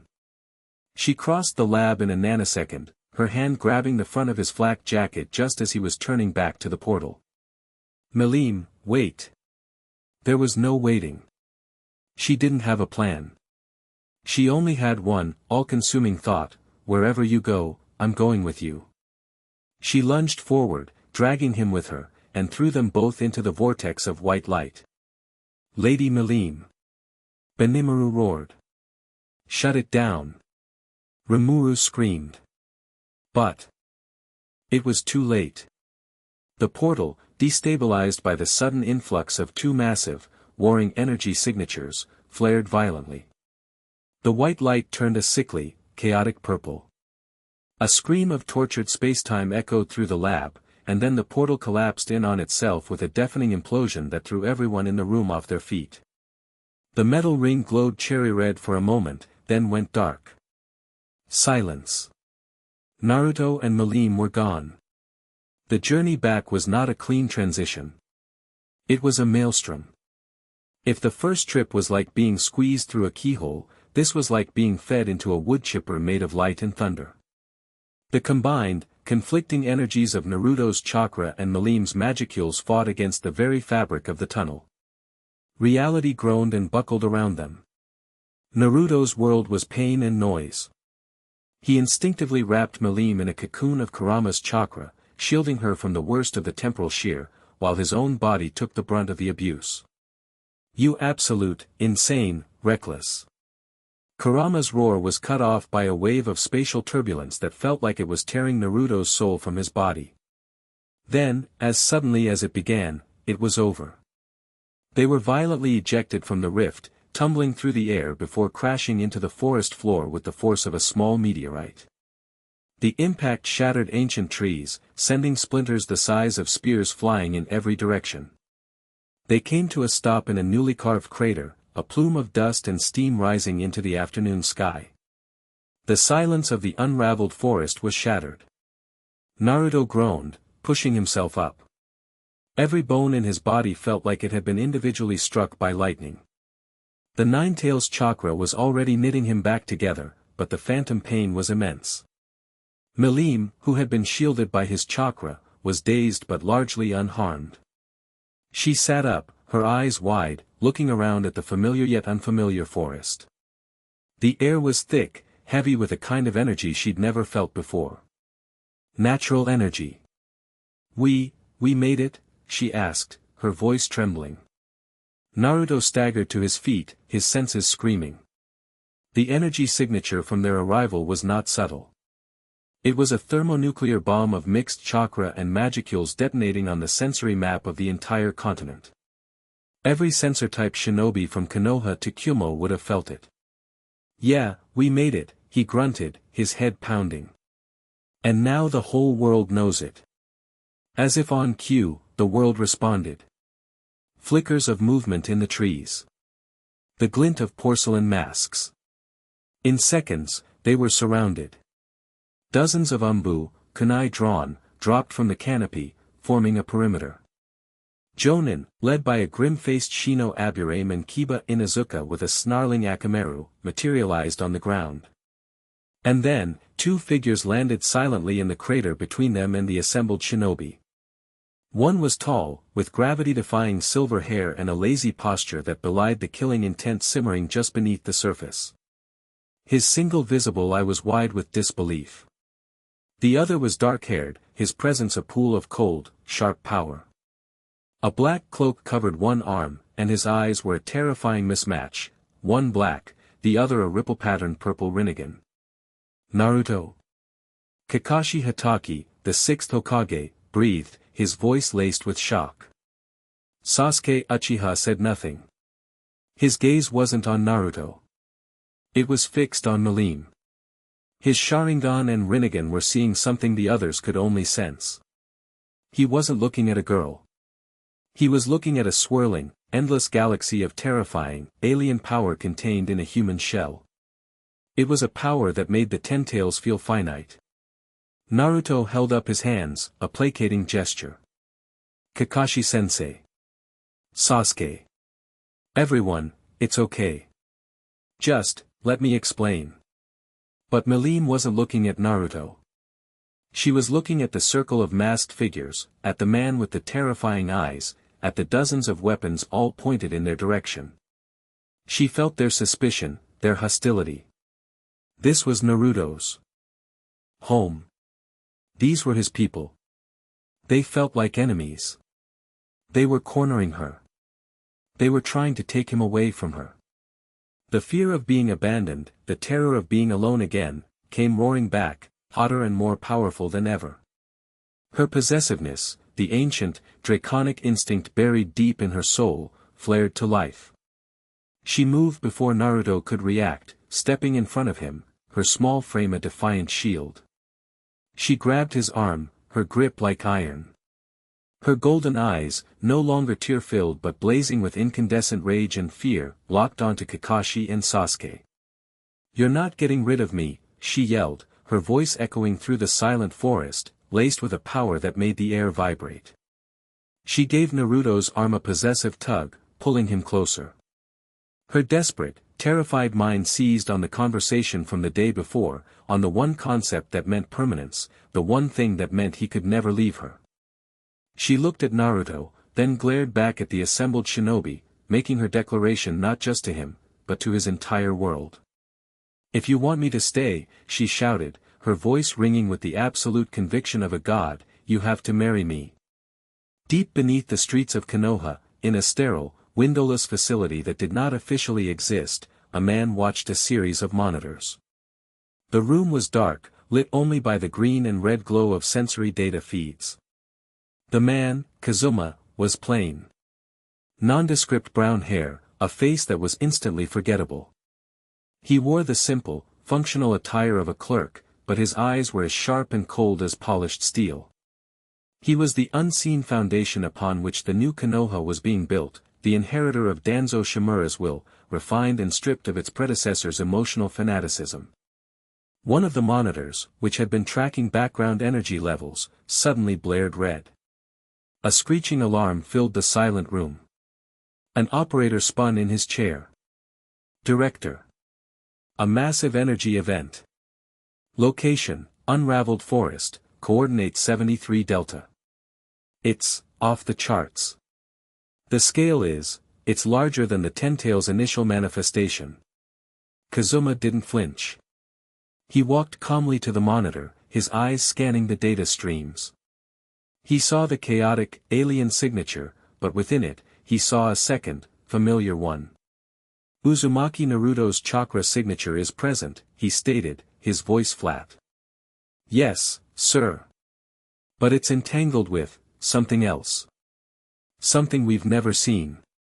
The power output is astronomical and completely unregulated.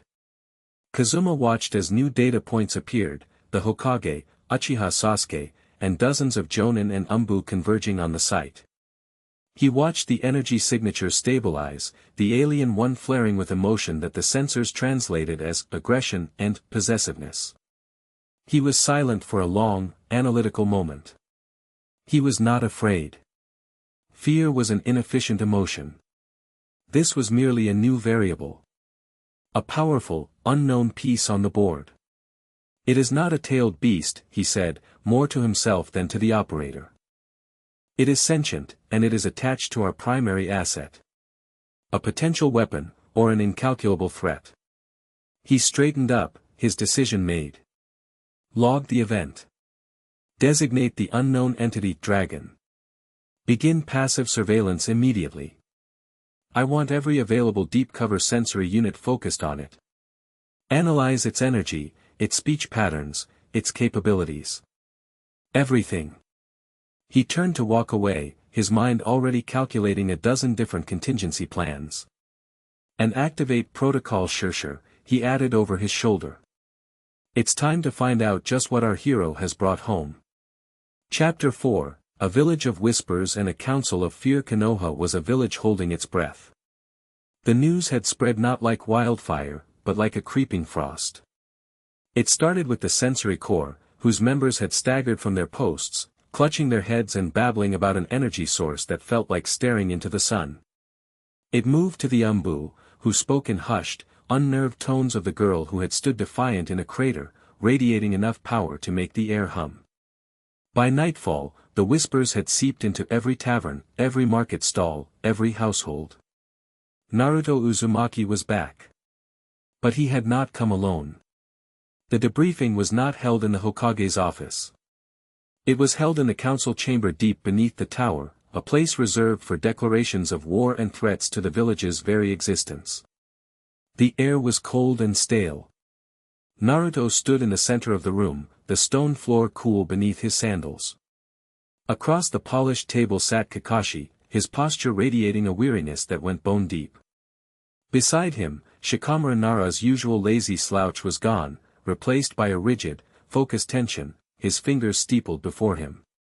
Tsunade, the fifth Hokage, had been summoned from her semi-retirement, her arms crossed, her expression a thunderous mask of disbelief and concern. And in a chair just behind Naruto, slightly to his left, sat Milim. She was a discordant note in the solemn symphony of the room. She wore a simple, borrowed dress that Shizune had found for her, and she was swinging her legs idly, humming a tuneless little song. She looked like a bored child dragged to a parent-teacher conference. But every person in the room, the Hokage, the elders, the Umbu guard standing like statues in the shadows, could feel it. The sleeping volcano beneath the placid surface. The casual, terrifying power that leaked from her like heat from a furnace. Her presence made the chakra in the air feel thin and brittle. Let me see if I have this straight, Tsunade said, her voice dangerously low, breaking the long silence. You were pulled into another dimension. You met a being who calls herself a demon lord, the oldest and strongest one. Milim chirped helpfully. Tsunade's eye twitched. Who has the destructive capacity to, in your own words, shatter a continent out of boredom? You fought her, then you fed her instant noodles, and she declared you her best friend. And now I'm his wife. Milim added, beaming at Naruto. Naruto winced. We're still working on the details of that part. And then, Tsunade continued, ignoring Milim and pressing her fingertips to her temples as if to physically stop her brain from exploding. When we finally found a way to bring you home, she decided to hitch a ride, and now you've brought a world-ending, interdimensional, tourist, back to Konoha. And her one condition for not throwing a planet-sized tantrum is that you have to marry her. Naruto blew out a slow breath. When you put it like that, it sounds bad. Because it is bad, Naruto. Tsunade slammed her fist on the table, the wood groaning in protest. What were you thinking? I was thinking she was a lonely kid who was about to be left alone again. Naruto shot back, his voice ringing with a conviction that silenced the room. I was thinking she looked exactly like I used to feel. I hesitated for 1 second. That was my mistake. But she's here now. And she's not our enemy. Shikamaru leaned forward, his sharp eyes fixed on Naruto. Her not being an enemy and her not being a threat are two very different things, Naruto. The other villages are already demanding answers. Kumo's sensory data put her energy reading on par with the full 10 tails. Iwa is terrified. Suna is demanding a Kage summit. They think we've developed a new kind of Jinchuriki weapon. She's not a weapon, Naruto said, his jaw tight. Then what is she? The voice was dry and cracked like old parchment. It came from the shadows at the far end of the room, where the village elders, Hamura Mitokado and Koharu Udatane, were seated. Their faces were grim masks of disapproval. She's an unknown quantity of immense power that you have unilaterally brought into our village, Koharu said, her tone sharp and accusatory. An entity that answers to no one but you. It is an unacceptable risk. She must be sealed. For the good of the village. For the good of the world. Milim stopped humming. She stopped swinging her legs. Her head tilted, and her golden eyes, which had been filled with idle curiosity, turned cold and flat. Seal, me? She asked, her voice losing its childish lilt. The temperature in the room dropped by 10 degrees. The Umbu guards instinctively tensed, their hands moving to their blades. Naruto stepped back, placing a calming hand on Milim's shoulder before she could react further. No one is sealing anyone, he said, his voice a low, dangerous command. He wasn't yelling, but the sheer force of his will, amplified by Kurama's ancient and terrible presence, washed over the room. It was a promise and a threat in one. He turned his gaze on the elders, his blue eyes as hard as diamonds. You spent my entire childhood treating me like a monster to be contained. You talked about me, not to me. You will not make that mistake with her. He looked at Kakashi, at Tsunade, his expression softening, pleading. Look, I know this is a mess. I know it's dangerous. But look at her. Really look. She's not Kaguya. She's not Madara. She's a confused, lonely, ridiculously powerful person in a world she doesn't understand. Fearing her, trying to chain her down, that's what will make her an enemy. Trust me. Give me a chance to handle this. My way. Kakashi stared at his student. He saw the man Naruto had become, the confident leader, the unwavering protector. He also saw the same stubborn, empathetic heart that had redeemed Nagato, that had saved Gaara, that had refused to give up on Sasuke. Naruto's greatest strength had never been the Rasengan or the Nine Tails. It had been his stubborn, insane, world-changing belief in other people. Kakashi let out a long, weary sigh. What's your way, Naruto? We treat her like a guest, Naruto said simply. We give her a place to stay. We show her our home. We let her see that people aren't just fragile things to be broken. And I take responsibility for her. Any damage she causes, I'll fix. Any trouble she starts, I'll finish. And the marriage proposal? Shikamaru asked, raising an eyebrow. Milim brightened instantly. Yeah. What about that? Naruto's face flushed. Like I said, we're working on the details. It's a cultural thing. For her, it's a promise. A binding contract. It means I won't abandon her. He looked at Milim, his expression softening. It means she's my precious person now. And I'm hers. Tsunade stared at him, then at Milim's hopeful, expectant face. She saw the fierce possessiveness in the girl's eyes, but she also saw a desperate, childlike trust aimed squarely at Naruto. She let out a groan and slumped back in her chair. You're going to be the death of me, you brat. Fine. We'll try it your way. For now. But one toe out of line, one building leveled, and all bets are off. The elders began to protest, but Kakashi held up a hand. Naruto has saved this world more times than we can count. He has earned our trust. Milim Nava will be under his direct supervision. She will be given provisional residency. And we will convene a Kage summit to address the situation with the other villages directly. His tone left no room for argument. For now, this meeting is adjourned. Naruto felt a wave of relief. It was a temporary reprieve, but it was a start. He gave Kakashi a grateful nod. As everyone began to file out, Shikamaru walked up to him. You're really going through with this? The Nara genius asked, his voice low. I have to. Shikamaru sighed, rubbing the back of his neck. What a drag. You know, my dad always said that women were the most troublesome things in the world. I think he'd have a heart attack if he saw what you've brought home. He clapped a hand on Naruto's shoulder. Just, be careful. This isn't like bringing home a stray dog, Naruto. This is like bringing home a sentient hurricane that gets pouty when it doesn't get its way.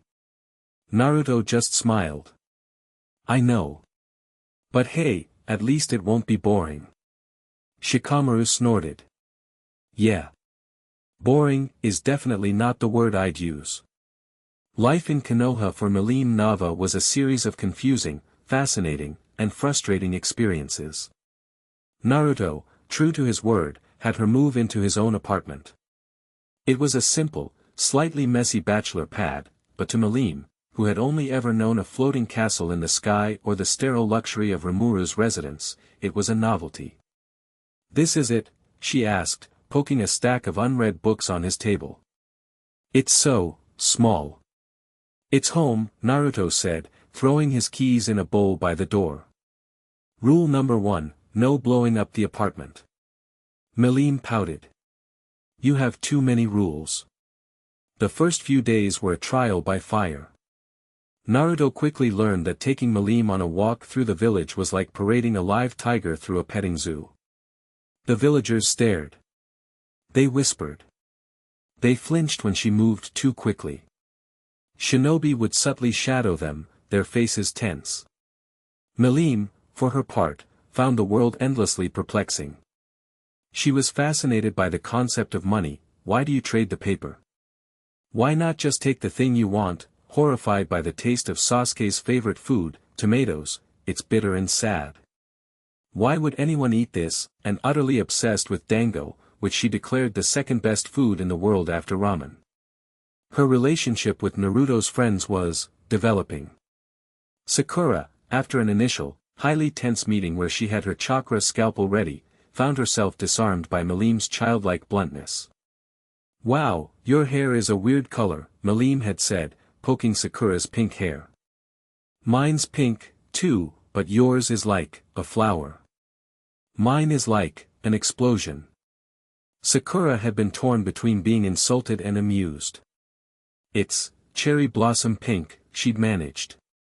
Milim's interactions with Sasuke were even stranger. The Uchiha would just watch her, his Sharingan spinning silently, analyzing her. He never spoke to her directly. Milim, in turn, treated him with a strange mix of wariness and rivalry. He's your other best friend, right? She'd asked Naruto one evening, after Sasuke had stopped by and left without a word. "My brother," Naruto corrected. "He's gloomy," Milim declared. "And he looks at me like I'm a puzzle he wants to take apart. I don't like it. I bet I could beat him in a fight." "Let's not test that theory, okay?" Naruto had said quickly.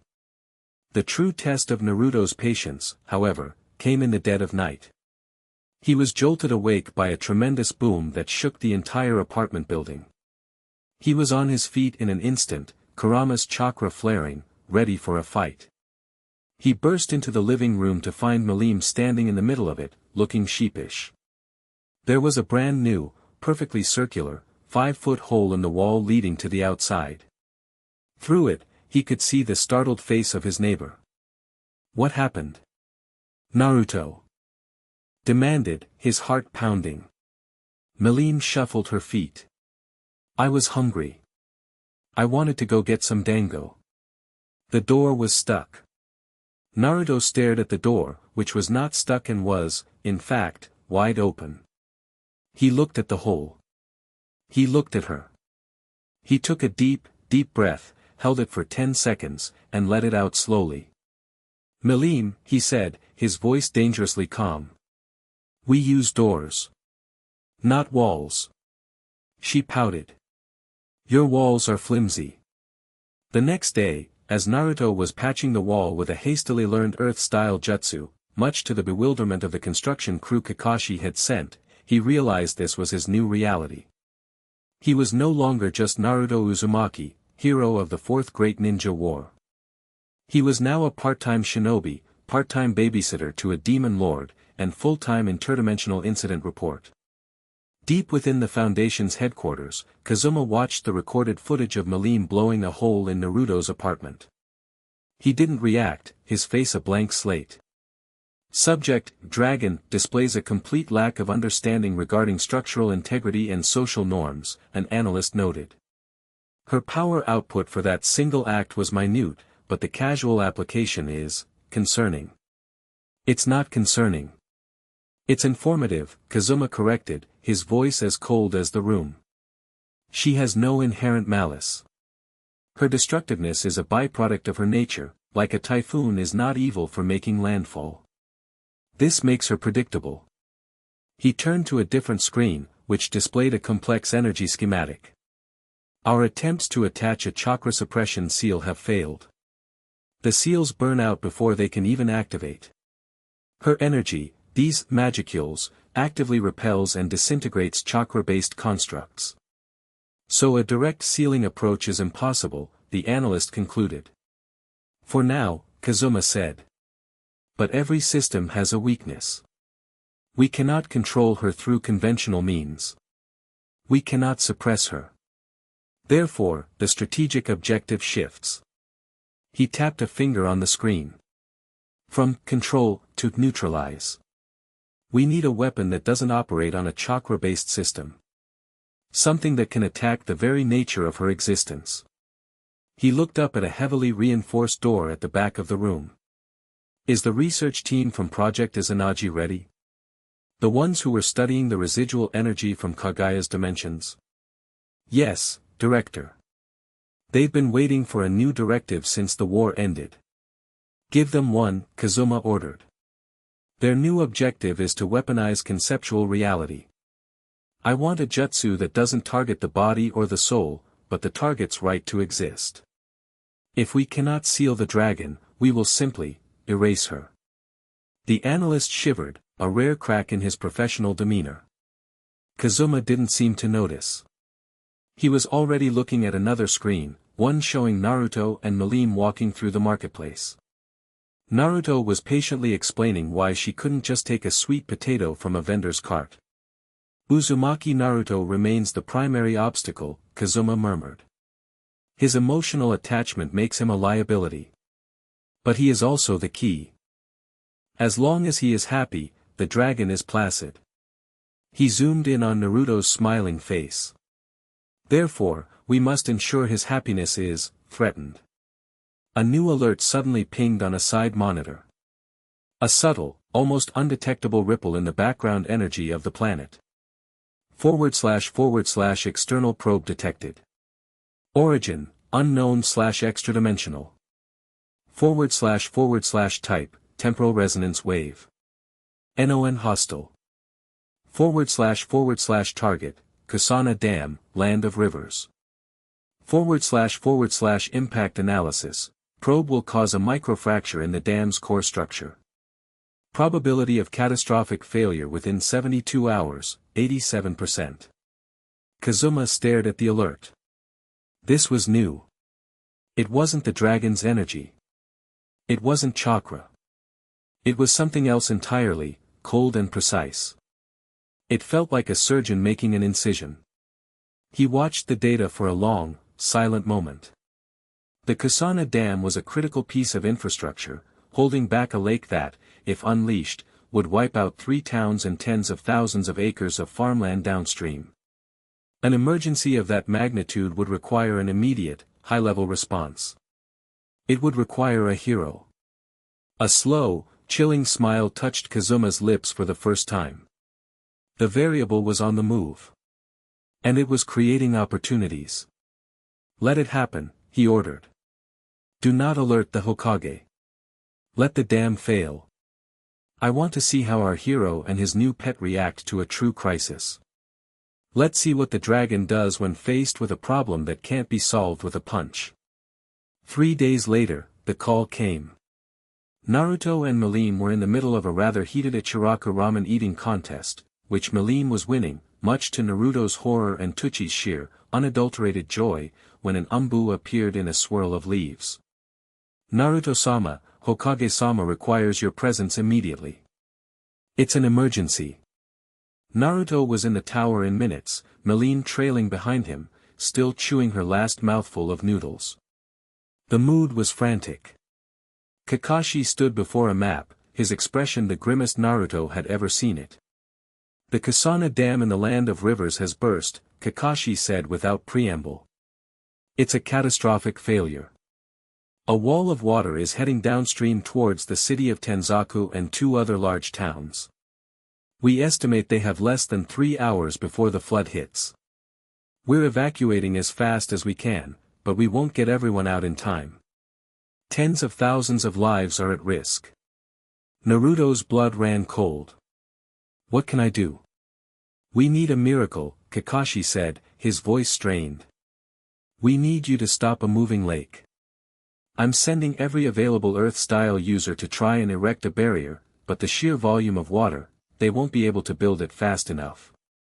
It's an impossible task. So we do the impossible, Naruto said, his face set in grim lines. Milim, who had been listening with a bored expression, suddenly perked up. A big wall of water. That sounds fun. Naruto looked at her, and an idea, a crazy, reckless, brilliant idea, began to form in his mind. He looked back at Kakashi. Get your shinobi to focus on evacuating the people. Clear the area completely. Milim and I will handle the water. Kakashi stared at him. Naruto, what are you planning? Something stupid, probably, Naruto admitted with a wry grin. But it's the only shot we've got. He turned to Milim, his eyes serious. Milim, this isn't a game. People will die if we fail. Do you understand? She saw the look on his face, the absolute gravity in his eyes. It was the same look he'd had in the forest before they fought the Chaos Eater. Her usual smirk faded, replaced by a rare, solemn nod. I understand. Good, Naruto said. Then let's go stop a flood. They arrived at the scene to a vision of pure chaos. The dam had been utterly obliterated, and a roaring, churning wall of water, half a mile wide and 100 feet high, was thundering down the river valley. The sound was a deafening roar. Shinobi were flickering through the towns below, grabbing citizens and teleporting them to high ground. But it was a losing battle. The flood was too big, too fast. Naruto and Milim landed on a cliff overlooking the devastation. Okay, Naruto yelled over the roar. Punching it won't work. It's just water. We need to stop it or divert it. I can blow it all away. Milim offered, her hands already glowing with pink energy. No. Naruto shouted. The force of that would level the towns just as badly as the water. We need control. Remember the leaf. But bigger. Much, much bigger. He closed his eyes, entering sage mode. The world resolved into a tapestry of energy. He could feel the immense, kinetic force of the water, a force of nature gone mad. He could also feel the earth beneath his feet, ancient and strong. Okay, new plan. I'm going to try and raise an earth wall, but I can't make it strong enough to hold all of this back on my own. I need you to do two things, he yelled at Milim.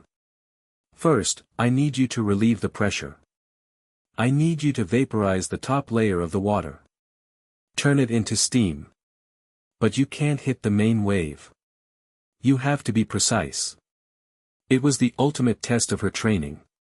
Not destruction. Not force. Precise, controlled application of power on a massive scale. Milim's eyes narrowed in concentration. Okay. Vaporize the top. Got it. Second, when the wall is up, the water is going to hit it hard. I need you to push back against the entire wave. Not with a punch, but with a solid field of energy. Like a shield. You have to match its pressure exactly. Too little and the wall breaks. Too much, and you create a backlash that will destroy everything behind us. Can you do that? She looked at the terrifying wall of water, then back at Naruto's determined face. He was trusting her. With thousands of lives. With his home. He wasn't commanding her. He was asking her, as a partner. A fierce, determined grin spread across her face. Yeah. I can do it. All right. Let's go. Naruto leaped from the cliff, flying towards the valley floor in front of the wave. He landed and slammed his palms on the ground. Sage art, massive earth wall jutsu. He poured every ounce of his and Kurama's chakra into the technique. The ground groaned and split open. A colossal wall of rock, far larger and thicker than anything even the first Hokage could have managed alone, began to rise from the earth. It was a desperate, monumental feat of power. At the same time, high above, Milim went to work. She flew over the rushing water, her hands glowing. She didn't fire a single, massive beam. Instead, she unleashed a wide-angle, sustained blast of searing heat, a shimmering pink aurora that washed over the top 20 feet of the flood. The effect was instantaneous. A massive cloud of steam exploded into the sky, reducing the crest of the wave and lessening the immediate impact pressure. It was an act of incredible, large-scale finesse. The wave, diminished but still a titanic force, crashed into Naruto's newly formed wall. The sound was like the world breaking in two. The rock wall groaned, and cracks instantly began to form. Milim, now! Naruto roared, pouring more chakra into the wall, trying to reinforce it. Milim shot down from the sky, positioning herself in the air directly in front of the wall, facing the immense pressure of the lake. She thrust her hands out, and a translucent, shimmering pink field of energy erupted from her, pressing against the water. It was a battle of raw, elemental force against pure, draconic power. The water pushed. Milim pushed back. Her face was a mask of concentration, sweat beading on her brow. She wasn't just blocking it, she was modulating her output, matching the ebb and flow of the current, keeping the pressure perfectly balanced. For long, agonizing minutes, the stalemate held. The shinobi and villagers on the high ground could only watch in stunned, terrified awe as the boy they knew as their hero and the girl they feared as a monster worked together, holding back an entire ocean. Slowly, painstakingly, the momentum of the flood began to wane. The pressure lessened. The roar of the water subsided. Finally, the last of the wave lapped against the base of the wall. The valley behind it was saved. Silence descended, broken only by the panting of the two figures who had just defied nature itself. Naruto fell to one knee, his reserves almost completely drained. Milim floated to the ground, her whole body trembling with exertion. She had done it. She hadn't smashed. She hadn't destroyed. She had protected. She looked at Naruto, a wide, exhausted, triumphant grin on her face. We did it. Naruto looked back at her, then at the saved towns in the distance, then at the massive wall of rock and the now calm lake behind it. He broke into a weary, grateful smile.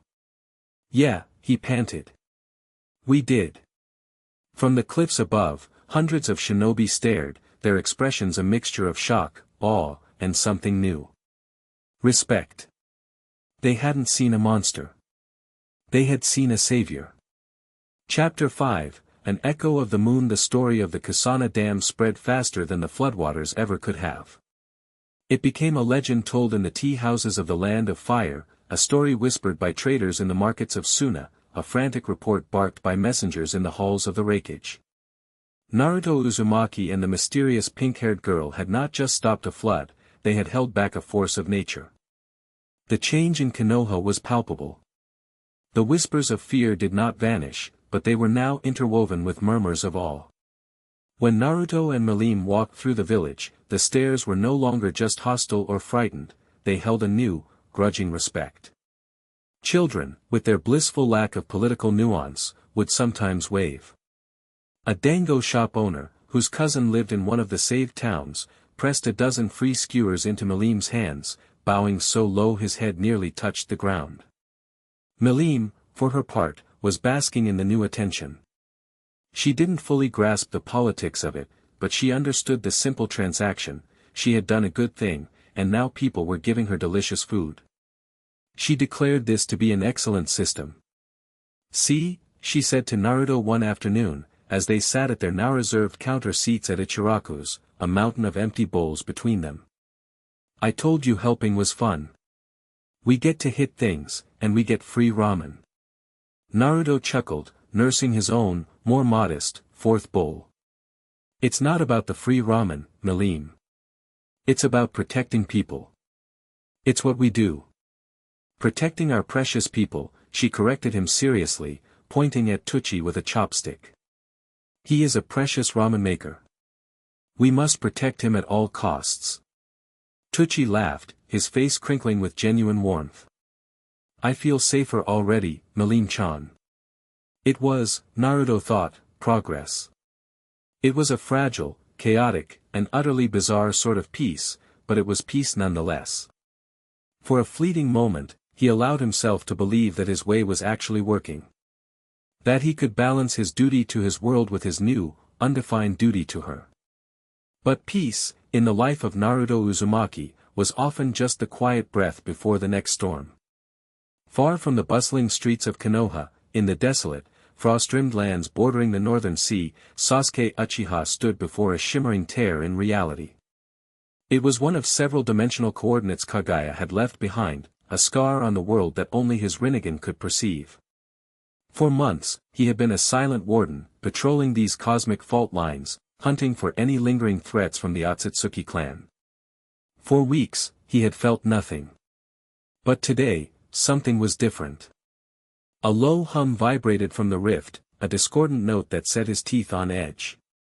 It wasn't the powerful, godlike chakra he associated with Kaguya or Momoshiki. This was something older, colder. It felt hollow. Like a hunger that had been sleeping for eons and was only now beginning to stir. His Rinnegan spun, dissecting the phenomenon. He saw threads of energy, faint and barely there, leaking from the rift. They weren't seeking chakra. They were sniffing the air, tasting the world, searching. What are you looking for? Sasuke thought, his hand resting on the hilt of his kusanagi. Then, he felt it. The energy threads, which had been casting about randomly, suddenly snapped taut, all pointing in a single direction, southeast. Toward the Land of Fire. Toward Konoha.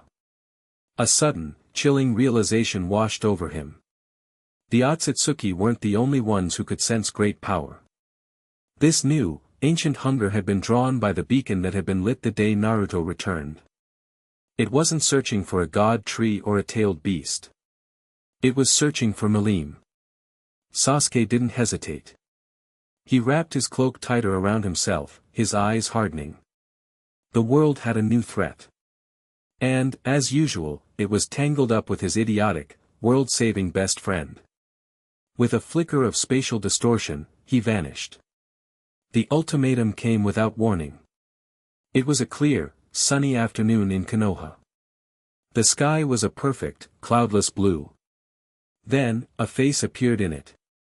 It was not a projection on the clouds, it was as if the sky itself had become a screen.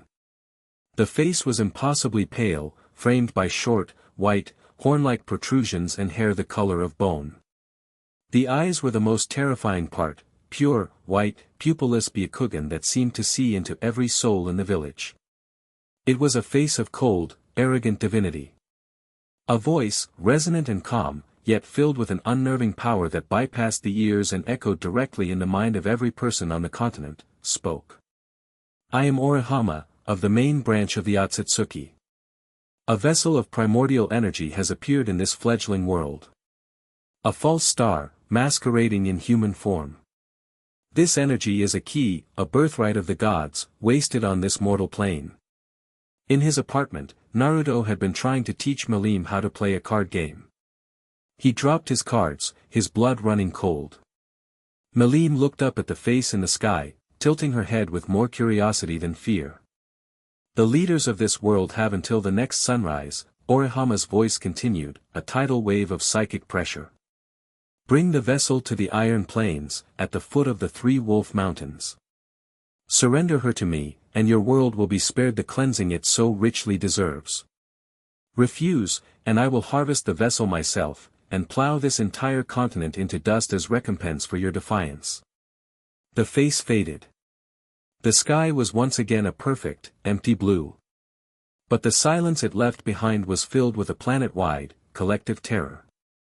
An emergency Kage summit was convened within minutes, the ghostly, chakra-infused images of the leaders appearing in the Hokage's office. Their faces were pale with shock and fear. An Otsutsuki, that Tsuchikage, Kuratsuchi, exclaimed, her voice tight. After all this time, another one appears. His energy reading, it's immense, Darui, the Raikage, said, his usual laid-back demeanor gone. He's not bluffing, is he? Gaara, the Kazekage, his expression as stoic as ever, turned his sea-green eyes to Kakashi. He speaks of the girl, Milim. He wants you to surrender her. Before Kakashi could even respond, Naruto, who had just arrived in the office in a yellow flash, spoke, his voice cutting through the panic like a knife. No, the single word was absolute. It was not a suggestion or a point of debate. It was a law of physics. The Kage all turned to look at him. Naruto, be reasonable, Chojuro, the Mizukage, stammered, looking flustered. He's threatening the entire continent. If sacrificing one person could save millions, we don't sacrifice our friends, Naruto said, his blue eyes blazing with a cold fire. He looked at Gaara, a silent reminder of a time when the world had been ready to sacrifice him. Gaara gave a slow, deliberate nod of understanding. This Orihama wants a fight. He'll get one. But we're not handing anyone over. Ever. Just then, Milim strolled into the office, munching on a dango skewer she'd grabbed on the way. Who was that floaty-head guy, she asked. He was really pale. And rude. Harvest the vessel. What does that even mean? Shikamaru, standing by the wall, sighed. It means he thinks you're some kind of power source, and he wants to absorb you. Basically, he wants to eat you to get stronger. Milim stopped chewing. Her eyes narrowed. The playful curiosity vanished, replaced by a look of profound, personal offense. He wants to eat me, she repeated, her voice dangerously quiet. Nobody eats Milim Nava. Nobody. A slow, predatory grin spread across her face. It was not her happy, childish smile. It was the grin of a predator that had just been challenged by a particularly bold piece of prey. Okay. I'm going to go punch him until he apologizes. Whoa, hold on. Naruto said, grabbing her arm. He looked back at the grim faces of the Kage. We'll meet him at the Iron Plains. But we do it on our terms. Kakashi-sensei, tell the other villages to prepare their defenses, but keep them back. This is our mess. We'll clean it up. Kakashi looked at Naruto's unshakable resolve, at Milim's terrifying battlelust, and felt a familiar headache coming on. Alright, Naruto. The stage is set. Just try to leave the land of iron in one piece. The Iron Plains were a vast, desolate expanse of tundra, perpetually covered in a thick blanket of snow. The air was thin and bitingly cold. 3 jagged peaks, the 3 wolves, loomed on the horizon like ancient teeth. It was a place of stark, barren beauty. A perfect arena for a battle of gods. Naruto and Milim stood alone in the center of the vast whiteness, the wind whipping at their clothes. Naruto was in his full nine-tails sage mode, the golden chakra cloak a brilliant beacon against the snow. Milim was bouncing on the balls of her feet, her hands clenched into fists, her body thrumming with anticipation. So where is he? She asked impatiently. It's cold. And boring. As if in answer, the space 100 yards in front of them warped. A black, zipper-like tear opened in reality, and Orihama stepped through. He looked exactly as he had in the sky, an immaculate being of white and gold, his feet hovering an inch above the snow, leaving no prints. His Byakugan surveyed them with cold disdain. You came, he said, his voice calm. And you brought the vessel. Foolish, but efficient. His gaze fell on Naruto. The guardian of the prize. A Jinchuriki of some note, I suppose. Stand aside, mortal. Your role in this is over. Naruto just grinned, a sharp, feral expression. You know, for a god, you talk way too much. Orihama's placid expression tightened. Insolence. He raised a hand, and the gravity around Milim intensified 100-fold. It was a technique designed to crush any normal being into a paste. Milim just grunted, her feet sinking a few inches into the snow. Hey! That's heavy, she complained. With a roar of frustration, she flexed, and the crushing gravity field shattered around her like glass. My turn. She vanished, appearing directly in front of Orihama and throwing a punch aimed at his face. It was a simple, straightforward, continent-shattering punch. Orihama's eyes widened slightly. He brought a hand up, his palm open. A black, swirling vortex appeared, absorbing the entirety of Milim's blow. It was the same absorption ability as Momoshiki. But Milim wasn't firing a jutsu. It was raw physical force. The recoil sent Orihama sliding back a dozen feet, a flicker of surprise on his divine face. Such crude power, he mused, though a hint of caution had entered his voice. Like a star without a celestial body to contain it. The fight was on. What followed was a maelstrom of gold, pink, and white. Orihama was a master of the Otsutsuki arts. He fired black chakra receivers that Milim simply swatted away like flies. He used his Byakugan to strike at Naruto's Tenketsu, but Naruto's Nine-Tails cloak healed the blocks as fast as they were made. Naruto and Milim fought with the practiced synergy they'd honed against the Chaos Eater. Naruto was the strategist, the distraction.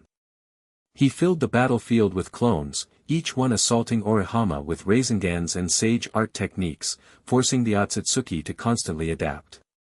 He was a swarm of hornets, preventing Orihama from ever focusing solely on the true threat.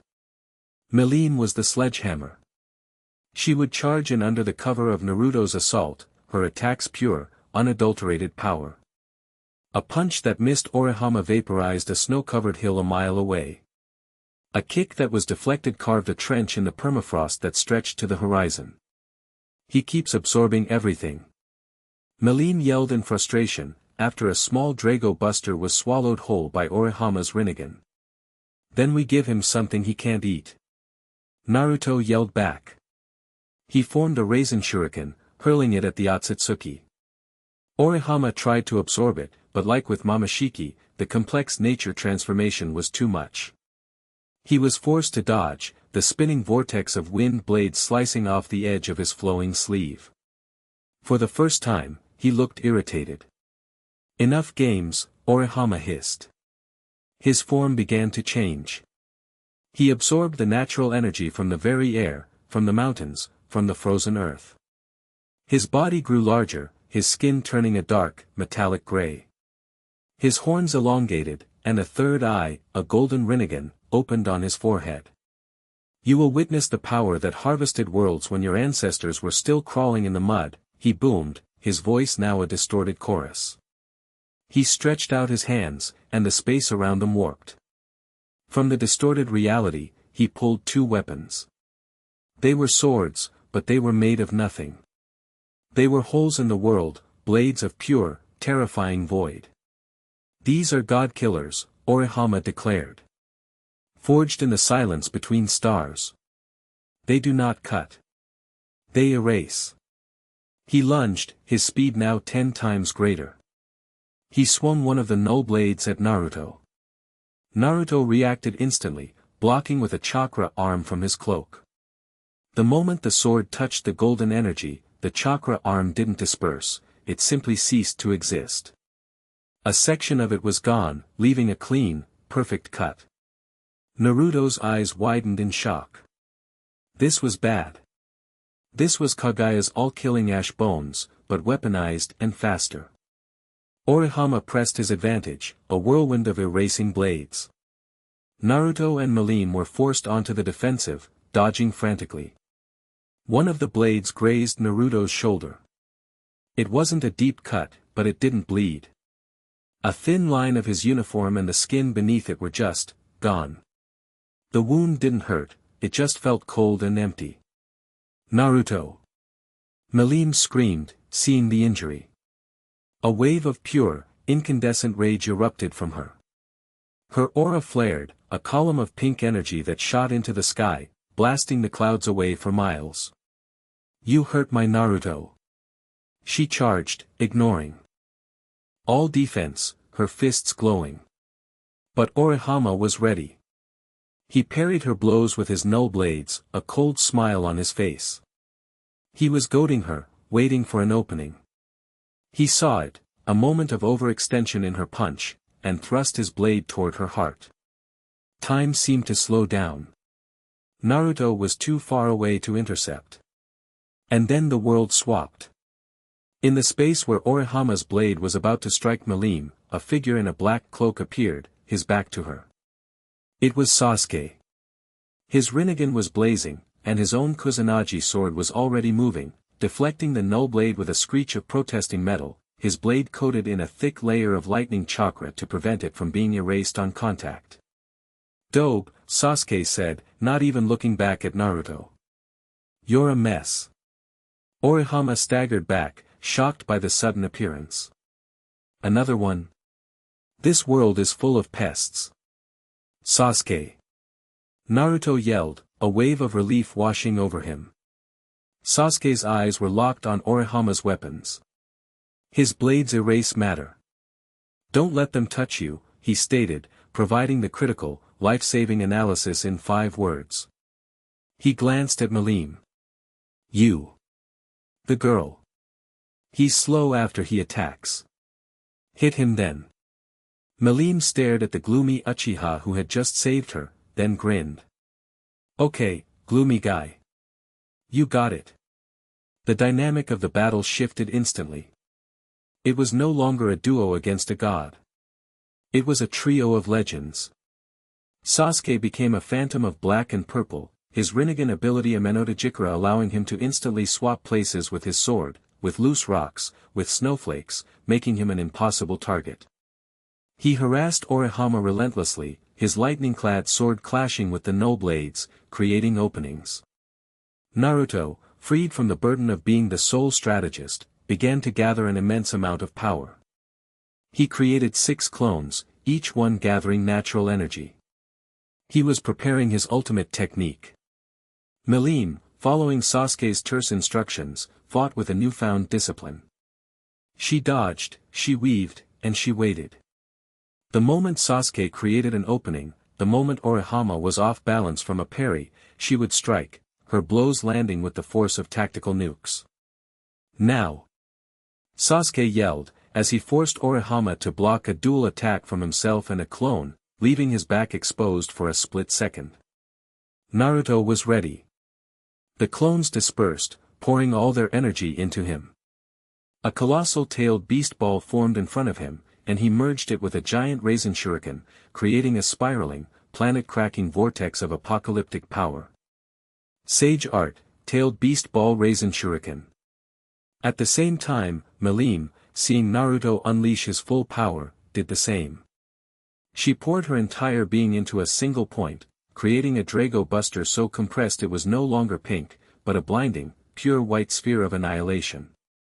Drago Nova, she screamed, unleashing it. Sasuke, as the 2 attacks hurtled towards their target, raised his hand. Amaterasu. Incombustible black flames erupted over Orihama's face, blinding him for the crucial half-second he needed to defend himself. He roared in pain and surprise, just as the 2 ultimate attacks struck him from behind. The world went white. And silent. The explosion was a thing of cosmic beauty and terror. It did not expand outwards so much as it punched a hole upwards, a column of white-hot energy that tore through the atmosphere and was visible from space. The entire iron plains flashed, the snow for 100 miles vaporizing instantly, turning the tundra into a sea of glass. The 3 Wolf Mountains simply ceased to exist. When the light faded, a vast, perfectly circular, miles-wide crater of obsidian was all that remained. In the center of it, Naruto, Sasuke, and Milim stood panting, their power utterly spent. Across from them, a smoking, charred figure floated in a ragged black portal. Orihama was a wreck. One of his arms was gone, erased. His grand robes were tatters. His divine form was broken. He glared at them, his Byakugan filled with a burning, unholy hatred. "This is not over, mortals," he snarled, his voice a ragged gasp. "The vessel will be mine. The star will be harvested." The portal snapped shut, and he was gone. Silence fell upon the new wasteland. The Kage, who had been watching the entire battle through a sensory link provided by a Yamanaka clan member, were speechless. Their minds could not process the scale of what they had just witnessed. Sasuke finally broke the silence, sheathing his sword. He glanced at Milim, who was vibrating with leftover battle energy. "She's strong," he grunted. It was, coming from him, the highest possible praise. He then turned his gaze to Naruto, a rare, dry smirk touching his lips. "You attract the most troublesome women, Dobe." Milim, overhearing him, grinned and punched Naruto playfully on his uninjured shoulder. The impact sent him stumbling forward several feet. "That was the best," she yelled, completely euphoric. "Way better than the Chaos Eater. Your gloomy friend is good at teamwork. We should do that again." Naruto rubbed his shoulder, wincing. He looked at Sasuke's stoic face, at Milim's radiant, terrifying joy, and at the glassy crater that stretched to the horizon. He had saved the world. Again. But in doing so, he had just put on a fireworks display of apocalyptic power for the entire world to see. The problem of Milim Nava was no longer just a Konoha problem. It was a global one. And he was standing right in the middle of it. In his subterranean fortress, Kazuma watched the final frame of the battle recording, the colossal explosion that had rewritten the map of the Land of Iron. He felt a cold, professional satisfaction. "Incredible," his analyst whispered, his face pale. "The energy output, it's incalculable." "No," Kazuma said, his voice level. "It is not incalculable. It is merely very, very large." And we have it all recorded. He brought up several screens, showing telemetry from the battle. Milim's power output. Naruto's Sage Art Fusion. Sasuke's use of his Rinnegan. And most importantly, the data logs on Orihama's no blades. His technique was crude, but the principle is sound, Kazuma murmured, his eyes gleaming with intellectual fervor. Conceptual erasure. Attacking an object's existence rather than its physical form. He weaponized a void. He turned to his analyst, his eyes alight with a chilling new purpose. We have our path. We will refine his principle. We will create a jutsu that doesn't just erase matter, but a specific energy signature. A targeted, conceptual weapon. He looked at the screen showing Naruto, Sasuke, and Milim standing together in the crater, a trio of impossible power. Our previous objective was to neutralize the dragon, Kazuma said, his voice dropping to a near whisper. That objective is now insufficient. The new directive is simple. He tapped a key, and a new project file appeared on the main screen, codenamed Damocles. We will forge a sword that can slay gods. All of them, if necessary. Chapter 6. The destroyer's probation. The air in the Hokage's office was colder than the snow-scoured plains they had left behind. The battle was over, the immediate threat gone, but the psychic shockwave of what had transpired was only just beginning to hit the shinobi world. Kakashi sat behind his desk, looking older than he had a week ago. Sasuke stood by the window, a silent, brooding statue cloaked in black, his gaze fixed on the village below. Naruto was pacing, a caged tiger of restless energy, the golden cloak of his power mode long since faded, leaving only a bone-deep weariness. Milim was not present. Upon their return, she had immediately sniffed out the dango shop, declared she was owed a victory feast for not getting erased, and had dragged a bewildered Sakura along as her proof-of-purchase witness, leaving the men to deal with the political fallout. The preliminary reports are in, Kakashi said, his voice flat. He pushed a stack of scrolls across the desk. The Land of Iron has officially declared the Iron Plains a permanent disaster area. The Three Wolf Mountains no longer exist. The geological instability is so severe that the entire region is being evacuated. The daimyo of Iron is displeased. He should be grateful he still has a country, Sasuke retorted without turning around. Orihama would have cracked it in half. I know that. You know that, Kakashi sighed, rubbing the bridge of his nose beneath his mask. But the rest of the world just saw two of Konoha's shinobi and their associate engage in a battle that permanently altered the geography of a neighboring country. They're terrified. Let them be terrified. Naruto stopped pacing, his fists clenched. Orihama is still out there. He'll be back. We need to be ready. We need Milim. You saw her, Sasuke, Naruto pressed, turning to his friend. You saw what she can do. Without her raw power to keep Orihama off balance, he would have picked us apart. We need her on our side. Sasuke finally turned from the window. His expression was grim, his mismatched eyes holding a deep, analytical coldness. She is a force of nature. Using her is like using an earthquake to stop a tsunami. It may solve the immediate problem, but the collateral damage is immense, and you cannot truly control it. He paused, his gaze meeting Naruto's. But you are right. Without her, we would have lost. Orihama was stronger than Momoshiki. He was prepared for us. The gravity of Sasuke's admission hung in the air. He did not give praise lightly. Before anyone could respond, the door opened and Shikamaru walked in, his face a mask of exhausted frustration. It's starting. Darui is invoking the emergency summit clause of the Allied Shinobi Forces Pact. They're all online. And they are not happy. Kakashi nodded grimly. Pipe them through, Shikamaru. One by one, flickering, life-size projections of the Kage materialized around the office. Darui, the Reikage, looked grim, his arms crossed over his massive chest. Kuratsuchi, the Tsuchikage, had a scowl etched onto her face. Chojuro, the Mizukage, looked pale and nervous. Only Gaara, the Kazekage, maintained his stoic composure, though the tightness around his eyes betrayed his own deep concern. "Kakashi," Darui began, his voice a low rumble that promised thunder. "What in the hells was that? My sensors in the land of frost were blinded for 10 minutes. We thought a star had fallen on the planet. We successfully repelled an attack from a new Otsutsuki threat," Kakashi replied, his tone deceptively calm. "Repelled?" Kuratsuchi scoffed, her sharp voice cutting in. "From what I hear, you leveled a mountain range. You call that a victory?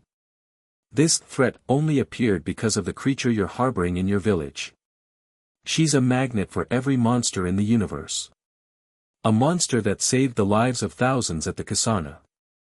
"Damn," Naruto interjected, stepping forward into the circle of light. "And we are grateful for that, Naruto," Gaara said, his calm voice cutting through the rising anger. "But gratitude does not erase fear. My people saw the battle. They saw a power that dwarfs the tailed beasts. They wonder what will happen if this power is ever turned against us, intentionally or not. She's not a weapon, she's a person," Naruto insisted. "She is a walking apocalypse that you want us to trust because she likes your noodles." Darui shot back, his frustration boiling over. "It's too much of a risk, Kakashi. The girl cannot stay. She's a threat to global stability. She must be sealed or exiled from this world. It's the only logical choice." Logic didn't beat Orihama, Sasuke's cold voice cut in from the shadows. The Kage all turned, their projections flickering as they focused on him. "Power did. You want to face the next Otsutsuki without her on the board? Be my guest. I'll send my regards from another dimension." The threat was veiled, but clear. If they made an enemy of Milim, they would lose not just her, but Naruto and Sasuke as well. The balance of global power would shatter. A tense, heavy silence descended. The Kage were trapped. They couldn't fight Konoha's living legends, but they couldn't live with the terrifying uncertainty Milim represented. It was Gaara who found the path forward. A weapon that cannot be controlled is a liability. But an ally who can be trusted is an asset beyond measure. You ask for our trust, Naruto. It must be earned. Not just by you, but by her. He looked at the other Kage. There is a situation in my country. A problem that our own power cannot solve. If Milim is truly an ally, if she is more than just a destructive force, then let her prove it. Let her solve a problem that requires not a hammer, but a scalpel. Darui and Kuratsuchi exchanged a look. This was a compromise. A test. A way to gauge Milim's capabilities and, more importantly, her willingness to follow direction. "What's the problem?" Kakashi asked, his gaze fixed on Gaara. "A region of the Great Desert, known as the Sunken Sands, is dying," Gaara explained, his voice grim. For generations, it was a harsh but survivable land, home to several nomadic tribes. But over the last year, a blight has begun to spread. The sand turns to black, sterile glass. The air becomes toxic, draining the life from anything that breathes it. My shinobi cannot even approach the epicenter without their chakra being corrupted and their bodies sickening. We believe it is a form of corrupted natural energy, a poison in the very heart of the world. Naruto's eyes narrowed. Corrupted natural energy. He knew what that felt like. You want her to cleanse this blight? Kakashi clarified. Yes, Gaara said. It is a task that requires immense power, but also absolute control. If she can restore the sunken sands, it will prove she can be a force for creation, not just destruction. It would go a long way toward reassuring my people, and the world. He looked pointedly at Darui and Kuratsuchi. And it will be her probation. Succeed, and we will provisionally accept her presence, under Konoha's supervision. Fail, or make it worse, and we will reconvene this summit to discuss more permanent solutions. The terms were set. It was a test, a political maneuver, and a desperate plea for help all in one. We accept, Naruto said, before anyone else could speak. He had no idea if Milim could do it. But he knew he had to believe she could. A test? They're testing me? Milim shrieked, leaping to her feet. She was so insulted she dropped her half-eaten stick of dango. I am Milim Nava. I don't do tests. If they have a problem, I'll smash it for them. They should be begging me for help, not testing me. They were in Naruto's apartment, where he had just finished explaining the Kage's ultimatum. I know, it's insulting, Naruto said, holding up his hands placatingly. But think of it this way. They don't think you can do it.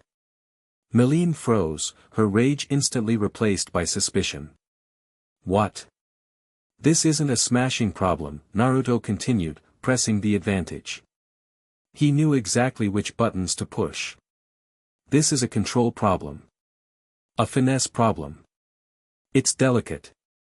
They think you're just a hammer. That all you're good for is blowing things up. They're betting you'll fail. He leaned in, a conspiratorial glint in his eye. They think it's too hard for you. Milim's eyes narrowed into slits. Her pride, a thing more vast and ancient than any mountain range, had been wounded. Too hard, for me, she whispered, her voice dangerously low. Nothing is too hard for me. She snatched up her fallen dango, pointing it at him like a sword. Fine. I'll take their stupid test. I'll go to this dusty sandland and I'll fix their stupid blights so perfectly they'll be crying with happiness. I'll show them what happens when they underestimate Milim Nava. Naruto hid a smile. Hook, line, and sinker. That's the spirit. We leave for Suna at dawn. The sunken sands were worse than Gaara's description. It was a cancer on the face of the desert. From a high dune overlooking the region, they could see the line of demarcation where the healthy, golden sand met a creeping expanse of black, glassy earth that glittered sickly under the sun. The air was thick with a choking miasma that smelled like death and ozone. A dead, desiccated scorpion, its carapace turned to brittle obsidian, lay at their feet. Gaara stood beside them, his red hair a stark slash of color against the grim landscape. The blight spreads by a few meters each day. The epicenter is 10 kilometers in, at what used to be an oasis. Naruto entered sage mode. The world resolved into its energy state, and he flinched. The natural energy here was diseased. It was a churning, chaotic mess of negative emotions and decaying life force, a thick, sticky poison that actively fought against the healthy energy of the world. It was like Yugo's curse mark, but on a planetary scale. Milim wrinkled her nose. Pu. This place stinks. Without any warning, she held out her hand, a familiar pink glow gathering in her palm. Okay, time to fix it. One big blast should clean this all up. Milim, wait. Too late. She fired a small, but still potent, Drago Buster into the heart of the blighted region. The pink beam struck the black glass, and for a moment, nothing happened. Then, the blight reacted. The blackness where the beam hit pulsed, and instead of being vaporized, it began to spread, feeding on the chaotic magicules of her attack. The line of corruption surged forward 100 feet in a matter of seconds, consuming the healthy desert before their eyes. Milim stared, her jaw dropping. Hey! It ate my attack. That's cheating. I told you it wasn't a smashing problem. Naruto said, his face grim. You're just feeding it. He placed a hand on the ground, channeling his own sage chakra into it. He could feel the poison recoil from his pure natural energy, but the blight was too vast. It was like trying to purify the ocean with a single drop of clean water. I can't do it alone, he said, looking at Milim. The scale is too big. But your power, it's big enough. We just have to use it right. But how? It just eats it, she whined, frustrated. Naruto walked over to her, his expression serious. The blight is a poison. Your power is the antidote. But you can't just throw the bottle at the patient, you have to inject it carefully. You need a guide. He stood behind her and placed his palm flat against her back, right between her shoulder blades. She flinched, a shiver running through her at the unexpected contact. His hand was warm, and through it, she felt a surge of clean, calm, golden energy. It wasn't an attack. It was an offering. Close your eyes, Naruto said, his voice quiet and close to her ear. Stop trying to see the world. Feel it. Like I do. I'm going to show you what the sickness feels like. I'll be your eyes. Hesitantly, Milim closed her eyes. Naruto channeled his sage mode senses through his hand, not into her, but around her, creating a link. Her own vast, chaotic senses, which usually only perceived raw power, were suddenly flooded with a new kind of information.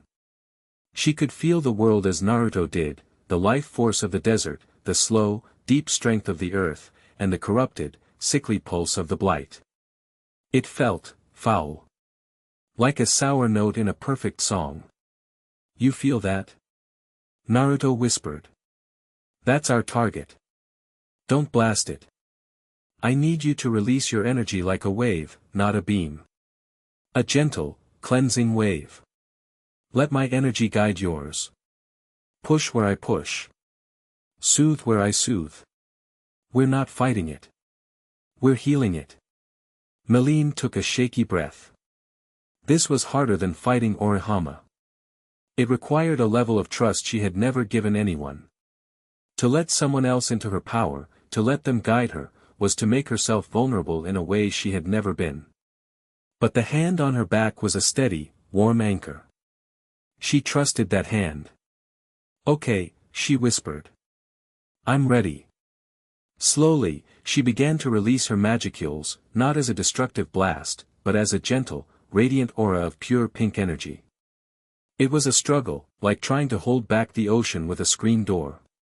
But Naruto's chakra was there, a steadying influence, guiding the flow, shaping it. Good, he murmured. Now, push. Gently. Together, they unleashed a silent, shimmering wave of harmonized energy, Milim's boundless magicules guided by the perfect purity of Naruto's sage chakra. The wave rolled across the sunken sands. It didn't explode. It washed.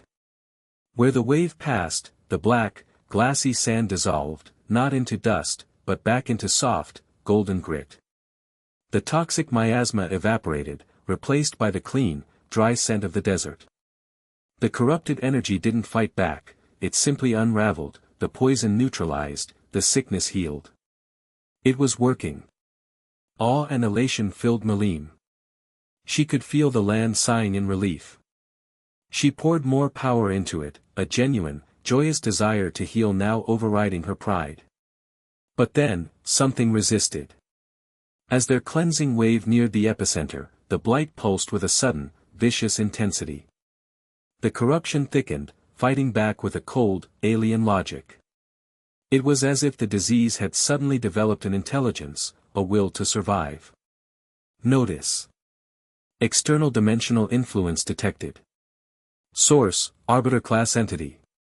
Corrupting influence is being amplified by 300%, the great sage's voice in Rimura's mind, miles away, would have screamed a warning. But here, Naruto only felt it as a sudden, malevolent spike in the corrupted energy. It's fighting back, he grunted, the strain showing on his face. Milim, more power. But keep it steady. Milim gritted her teeth, the veins in her neck standing out. I'm trying. It feels sticky. The wave of pink and gold light intensified, becoming a cleansing fire that battled against the surging black corruption. It was a titanic, silent struggle of creation versus decay. Gaara, watching from the dune, could only stare in utter disbelief, his sand automatically forming a barrier to protect him from the sheer pressure of the energies being unleashed. For a full minute, the battle raged. Then, with a final, desperate push from Naruto and a triumphant roar from Milim, their waves smashed through the resistance and washed over the epicenter. The blight shattered. The last of the blackness dissolved into light. Silence. The sun beat down on a desert that was no longer black and glassy, but a vast, pristine expanse of golden sand. The air was clean. In the distance, at the heart of what had been the epicenter, a single, tiny, purple desert flower pushed its way up through the sand and bloomed, a fragile testament to their victory. Milim slumped forward, her energy spent, and fell against Naruto's chest. He caught her, his own legs trembling from the effort. They were both panting, drenched in sweat, but they were grinning. We did it," Milim breathed, her voice filled with a new, unfamiliar pride. It wasn't the arrogance of a destroyer. It was the deep, quiet satisfaction of a creator. Naruto held her, looking out at the healed desert. "Yeah, Milim," he said, his voice thick with his own pride. "We did. Unbelievable." The word came from Darui, his projected image staring at the live feed from Gaara's location. It showed the restored desert, golden and vibrant under the sun. Kuratsuchi was speechless, her mouth slightly agape. "She succeeded," Gaara stated, his voice carrying the weight of his own awe. "The sunken sands are healed. The land is pure again." Darui shook his head, a look of profound unease on his face. "She didn't just fix it. She rewrote a piece of the world. She altered reality on a fundamental level. That's too much power for one person, Gaara. Even if they use it for good today." The fear, Naruto realized, hadn't vanished. It had just changed its shape. They were no longer afraid of what Milim might destroy by accident. They were afraid of what she could do on purpose. Late that night, in the Raikage private office in Kumogakure, Darui sat alone, staring at a map of the world. A faint shimmer of chakra appeared in the corner of his room. It was a hypersecure, one-way communication jutsu, untraceable. A voice, calm, cool, and logical, emerged from it. "Raikage Dano. I trust you observed the events in the Land of Wind." Darui tensed. "Who is this? How did you bypass my security?" "That is not important," the voice replied smoothly. "What is important is that we share a common concern. You saw it today. A power that can unmake and remake the world at a whim. The fifth Hokage is a great man, but he is compromised by his emotional attachment to his student. And Uzumaki Naruto is compromised by his attachment to the girl. They cannot be objective. They cannot see the threat for what it is." Darui was silent, his mind racing. "My organization represents a faction within Konoha that believes in ultimate security," the voice, Kazuma's voice, continued. "We believe in preparing for the worst-case scenario. We have a contingency plan in development. A fail-safe, should the dragon ever turn against us. But to complete it, we require resources and data that are difficult to acquire under the Hokage's watch. What do you want from me?" Darui asked, his voice a low growl. "Nothing so crude as treason," Kazuma said. "Merely, a partnership. A sharing of information. Access to certain research materials Kumo has on energy amplification. We are all on the same side, Raikage Dano. We all want to protect our homes. We are simply the ones willing to make the difficult choices that others cannot." Kazuma let the silence stretch, letting the fear and doubt take root. He was offering Darui a way to regain a sense of control in a world that suddenly felt terrifyingly out of balance. Finally, Darui spoke. "Send me the proposal." Kazuma smiled in his dark, hidden room. The first crack in the foundation of the allied shinobi forces had appeared. The board was being set for a new, quieter kind of war. Chapter 7, Vows of Fire and a Cosmic Warning. The desert sands had barely settled back into place, but the political storm was just beginning. The Kage summit had ended not with a resolution, but with a tense, fragile truce. Milim was no longer an unknown variable, she was a known catastrophe, a force that could heal or shatter the world on a whim. The fear in the other villages had not subsided. It had evolved, transforming from a fear of her carelessness to a deeper, more profound terror of her very existence. Naruto felt it in the way the other Kage looked at him through the flickering chakra projections. He was no longer just their peer, their comrade in arms. He was the keeper of a god, the only leash on a dragon. They trusted him, yes, but trust had its limits, and he could see they were all wondering what would happen if the leash ever broke. He was tired of it. Tired of the whispers, the fear, the endless political maneuvering. Tired of walking on eggshells in his own world, trying to convince people not to be afraid of the person who had, against all odds, become the center of his. He found Kakashi late one night, sitting on the edge of the Hokage monument, his legs dangling over the stone face of the first Hokage. The village glittered below them, a sea of warm lights under a canopy of stars. "They're still scared," Naruto said, his voice quiet as he sat down beside his former teacher. Kakashi didn't look at him. "They saw a power that defies every law of our world. Fear is a rational response, Naruto. She healed a desert. She fought an Otsutsuki to protect us. What more does she have to do?" Naruto's frustration was a raw, frayed thing. "It's not what she's done," Kakashi said softly. "It's what she could do.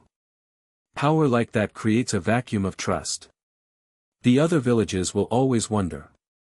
They'll always be preparing for the worst-case scenario." Naruto was silent for a long time, watching the lights of his home. He had fought so hard for this peace, a world united under a single banner of cooperation. But Milim's presence was a crack in that unity, a fissure that threatened to splinter everything he had built. He could spend the rest of his life putting out political fires, managing the world's fear, keeping Milim under wraps, and trying to prove she wasn't a threat. Or he could do something else entirely. "I'm going to marry her," Naruto said, the decision solidifying in his mind as he spoke the words aloud. Kakashi finally turned to look at him, his single visible eye wide. "You're, what?" "I'm going to marry her," Naruto repeated, a new, unshakable conviction in his voice. "Not in a quiet little ceremony. Not as a political concession. A real wedding. A festival. Right here in the village, on top of this monument, where everyone can see. We're not going to hide from their fear. We're going to give them a party." Kakashi stared at him, trying to parse the layers of the insane declaration. "Naruto, are you sure? A public wedding, now? It's provocative. It's a statement." "That's the point," Naruto said, a ghost of his old, defiant grin touching his lips. "I'm tired of trying to manage their fear. It's time to show them they have nothing to be afraid of. She's not my prisoner or my weapon. She's my partner. My family. Let the whole world see it. Let them see us vowing to protect each other, and to protect this village together. Let them see that her power is bound to Konoha, not by a leash, but by love." He stumbled on the last word, a faint blush rising to his cheeks, but he didn't take it back. Kakashi was silent for a long moment, the cool night air washing over them. He looked at the hard, determined set of Naruto's jaw, the fierce loyalty burning in his eyes. This was the same Naruto who had declared he would be Hokage in front of the entire academy. The same Naruto who had sworn to bring Sasuke back when everyone else had written him off as a lost cause. When Naruto Uzumaki got an idea this crazy and this heartfelt in his head, the world had a tendency to bend around it. A slow smile curved Kakashi's visible eye. "A wedding festival, huh? Shikamaru is going to have a stroke.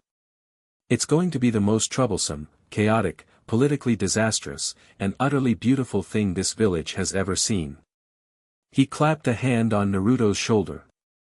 "I'll get the paperwork started." The announcement of the Hokage-to-be's wedding sent a shockwave through Konoha that was more potent than any of Milim's tantrums. The initial reaction was stunned disbelief, which quickly gave way to a chaotic mix of excitement, apprehension, and sheer, unadulterated gossip. The hero of the world was getting married to the pink-haired god of destruction. Naruto's friends had varied reactions. "Are you out of your ever-loving mind?" Sakura shrieked when Naruto told her. They were in her office at the hospital, and she had almost dropped a beaker of expensive medicinal fluid. "Naruto, this is serious. Marriage is a lifetime commitment. You can't just do it to make a political point." "It's not just a political point," Naruto argued, his face flushed. It's more than that. It feels right." Sakura stared at him, her medical neon eyes assessing him for signs of a concussion or mind control jutsu. But all she saw was a flustered, earnest, and deeply sincere Naruto. Her expression softened. "She makes you happy, doesn't she?" Naruto looked away, a small, genuine smile on his face. "Yeah. She does. It's loud and it's crazy, but I don't feel so alone anymore." Sakura sighed, a smile of her own finally breaking through. "Alright, you idiot. If you're happy, I'm happy. But so help me, if she blows up my hospital, I'm putting both of you in traction." She then got a dangerous glint in her eye. "Now, the dress. We are not letting her pick out the dress. She'll choose something made of explosions and leather. This requires a professional." Iruka, when Naruto told him over a bowl of ramen, just cried. He grabbed Naruto in a bear hug that smelled faintly of miso broth and sobbed about how his little boy was all grown up, before launching into a stern, fatherly lecture about the responsibilities of a husband that left Naruto both deeply touched and profoundly embarrassed. Shikamaru, as predicted, nearly did have a stroke. A public wedding? A festival? Now. Do you have any idea the logistical and security nightmare you've just created? It's a massive security risk and a diplomatic minefield. What a drag, but even as he complained, he was already pulling out a scroll and a brush, his mind working, planning, organizing. Because that's what he did. He complained, and then he made the impossible happen for his friend. Milim's reaction was the most explosive of all. When Naruto found her and properly proposed, not as a condition or a declaration, but as a quiet question while they sat on his apartment balcony watching the sunset, she just stared at him, her mouth agape. "You want to marry me?" she asked, her voice a small whisper. "For real? Not because I'm making you?" "For real," Naruto confirmed, his heart pounding in his chest. "I want to." Her face went through 1,000 emotions in a second, disbelief, shock, joy, and then a wave of such overwhelming happiness that her power flared uncontrollably. The air around them crackled, the balcony railings began to glow with a faint pink light, and every window in the apartment building rattled violently. "Yes," she screamed, tackling him in a hug that nearly sent them both toppling over the railing. "Yes. 1,000 times, yes. I get to be your wife. Your real, forever wife." Down below, villagers scrambled for cover, thinking it was another attack. But for Naruto, caught in her ecstatic, bone-crushing embrace, it was the only answer that mattered. The preparations took on a life of their own. Konoha, deciding that if their hero was going to do something this insane they might as well do it with style, threw itself into the festival. Red and gold lanterns were strung across the streets. Food stalls were set up, each one trying to outdo the others. The wedding was set for a week's time, on the evening of the harvest moon. The most complex part of the preparations involved the guest list. A temporary, high-energy, bidirectional resonance gate, Vesta's voice crackled over the long-range communication device Shikamaru had jury-rigged with parts from his own failed research. "It's theoretically possible, but it'll be wildly unstable. I can only keep it open for a 30-second window, tops. And the energy signature will be visible from halfway across the continent. Just get them here and back in one piece, Vesta," Shikamaru grumbled. "I'll handle the fallout." On the day of the wedding, a controlled section of the forest outside Konoha was cordoned off. With a hum that vibrated the very air, a shimmering, unstable portal ripped open. From it stepped a bewildered but regal delegation from Tempest, Rimuru, looking elegant and calm in his human form, a stoic Benimaru, his hand resting warily on his swords, a tearful Shuna, carrying a bolt of celestial silk for the bride, and Cheyenne, who was immediately and politely but firmly steered away from the food preparation tents by a squad of very nervous Aburame shinobi. The meeting between the leaders was a study in contrasts. Kakashi, the laid-back Hokage, greeted Rimuru, the pragmatic demon lord, with a lazy wave. "Welcome to Konoha," Kakashi said. "Try not to break anything." Rimuru smiled wryly. "The same could be said for your guest who you've now made a permanent resident." He looked around at the festive village. "You've certainly embraced the chaos." "It's Naruto's specialty," Kakashi said, his eye crinkling in a smile. The wedding was to be held at dusk, on the flat top of the Hokage monument. The entire village had gathered in the plaza below, looking up. The atmosphere was electric, a current of excitement, curiosity, and lingering apprehension. Naruto stood waiting, his heart hammering. He wasn't wearing the formal Hokage robes, but a custom-made black formal kimono, emblazoned with the Uzumaki spiral in brilliant gold on the back. It was a gift from Irika. Sasuke was there, standing off to the side, a silent pillar of support. He hadn't said a word, but his presence was enough. Then, she appeared. Sakura and Shuna had worked a miracle. Milim wore a breathtaking kimono made of the celestial silk Shuna had brought, a fabric that seemed to shimmer with its own inner light. It was a deep, midnight black, but it was embroidered with explosive, vibrant pink and gold starburst patterns that perfectly captured her chaotic energy. Her pink hair was intricately braided and adorned with small, golden bells that chimed softly when she moved. She wasn't a demon lord. She wasn't a destroyer. She was a bride. And she was beautiful. She walked towards him, her golden eyes fixed on his, a rare, shy smile on her lips. She looked at Naruto, and for the first time, he saw not a god or a child, but a woman. A woman who had crossed dimensions for him. They stood before a simple altar, with Kakashi acting as the official witness for the village. The wind was gentle, the setting sun painting the sky in hues of orange and purple. Naruto took a deep breath, took her hands in his, and began. His voice was clear and steady, carrying over the silent crowd below. "Milim," he started, his blue eyes locked on her gold ones. "I spent my whole life searching for a place where I belonged. I thought it was a village, or a title. I fought wars to protect that idea." He squeezed her hands. "But I was wrong. Home isn't a place. It's a person. It's the person who sees you when no one else does. The one who isn't afraid of the monster inside you. The one who makes you ramen when you're at your lowest." A soft laugh rippled through the crowd. "With you, I'm not the hero of the war, or a Jinchuriki, or the future Hokage," he said, his voice thick with emotion. "I'm just Naruto. And that is a home I never, ever want to leave. I vow to protect your smile, to share my ramen, and to stand by your side against anyone, or anything, that tries to tear us apart. You are my precious person. And I will love you for the rest of my life." Tears welled in Milim's eyes, but she was smiling, a radiant, brilliant smile.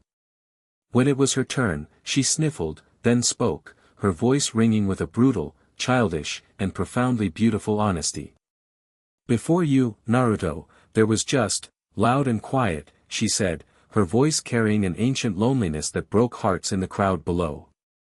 Smashing things was loud. Being alone was quiet. For a long, long, long time, it was very quiet. She looked at him, her golden eyes shining. "Then you fell out of the sky. You were loud. You fought me, and it was loud and fun. And then, you were quiet. You made me ramen. You taught me how to hit a leaf. You sat with me and watched the moons. It was a new kind of quiet.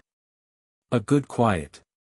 She held his hands tighter, her voice fierce with conviction. I don't really understand love or marriage. But I understand this. You are my best friend. You are my ramen. You are my Naruto. And I will never be quiet again. I vow to smash anyone who makes you sad. I will share my dango with you, sometimes. And I will be your wife, forever and ever, so you can never, ever leave me. It wasn't eloquent. It wasn't poetic. But it was the truest thing anyone had ever heard. Instead of exchanging rings, Naruto took out a small brush and a pot of sealing ink.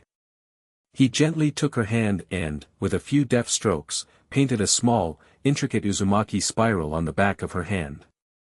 As he finished, he channeled a tiny bit of his chakra into it. The seal glowed gold for a moment, then faded, leaving a permanent, indelible mark. It wasn't a restraining seal. It was a seal of belonging. A mark of his clan. Milim, in turn, placed her finger on his forehead and channeled a mote of her own pink energy. A tiny, star-shaped mark, shimmering like a distant nebula, appeared on his skin before fading into a permanent, silvery tattoo, almost invisible unless the light caught it just right. A mark of her own. Kakashi cleared his throat, his visible eye suspiciously moist. Then, by the authority vested in me by the village of Konohagakure, and by the sheer, insane will of these two knuckleheads, I declare you husband and wife. He smiled. You may now kiss the bride. Naruto leaned in, and their lips met. A roar of thunderous applause and cheers erupted from the village below. It was a sound of pure, unadulterated joy. A celebration of their hero finding his happiness.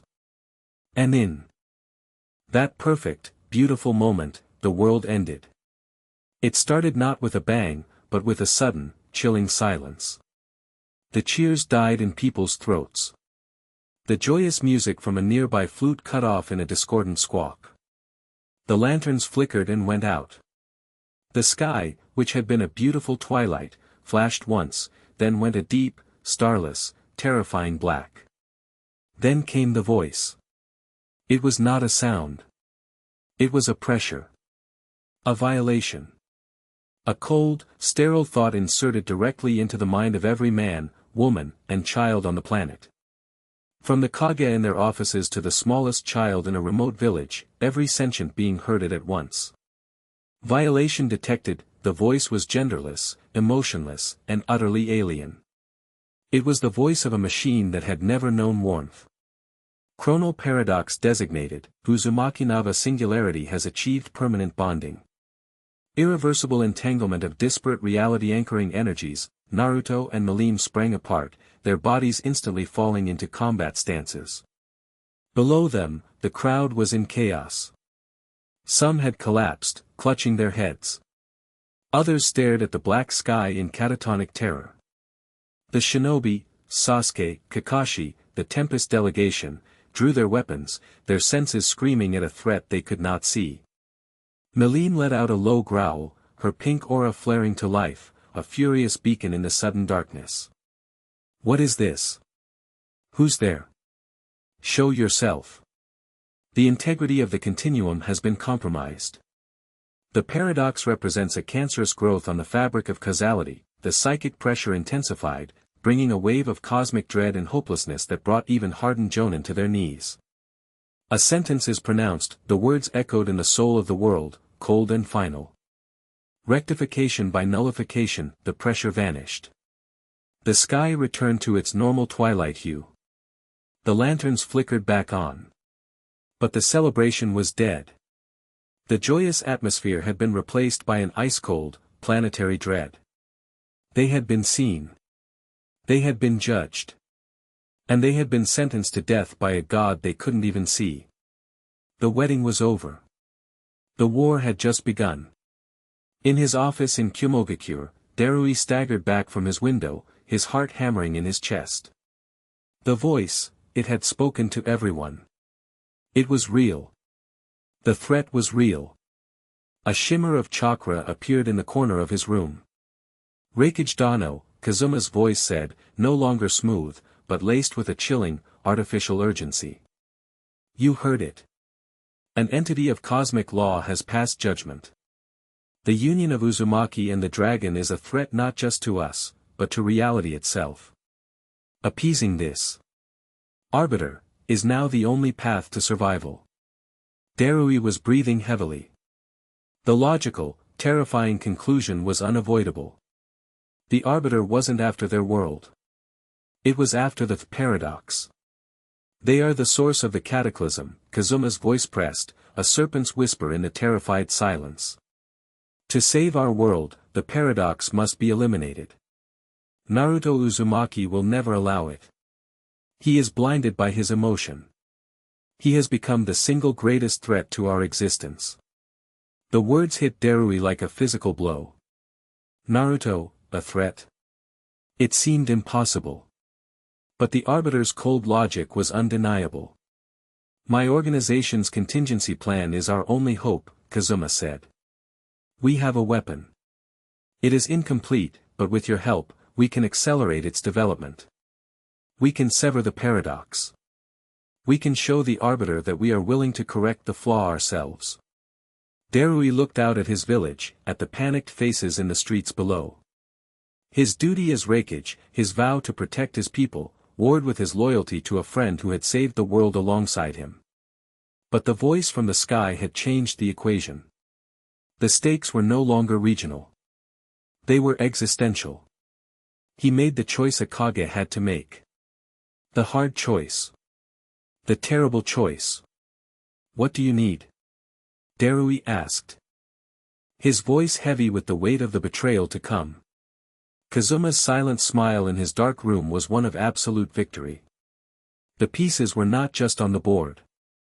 They were finally moving. Chapter 8, The Unraveling Thread. The Arbiter's judgment did not manifest as a fleet of warships or an army of celestial soldiers.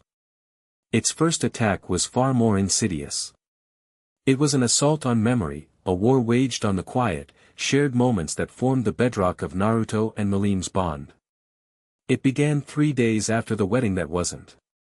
Naruto and Milim were at Ichiraku's, a strange silence hanging between them. The joyous chaos of their life had been replaced by a tense, watchful quiet. The entire village felt it. Everyone was waiting for the other shoe to drop, their eyes constantly scanning the sky for a threat they couldn't comprehend. 2 bowls of miso chashu, extra narutomaki, Naruto ordered, trying to force a sense of normalcy. Tucci nodded, his usual cheerful demeanor subdued. He turned to the stove, then paused, a look of confusion on his face. He looked back at them. Extra, what? Naruto blinked. Narutomaki. The fish cakes. You know, the swirly things. Tucci scratched his head. Sorry, Naruto. Must be a new ingredient from another land. We've never stocked anything like that here. Naruto stared at him. He glanced at Milim, who was also looking confused. But I'm named after them.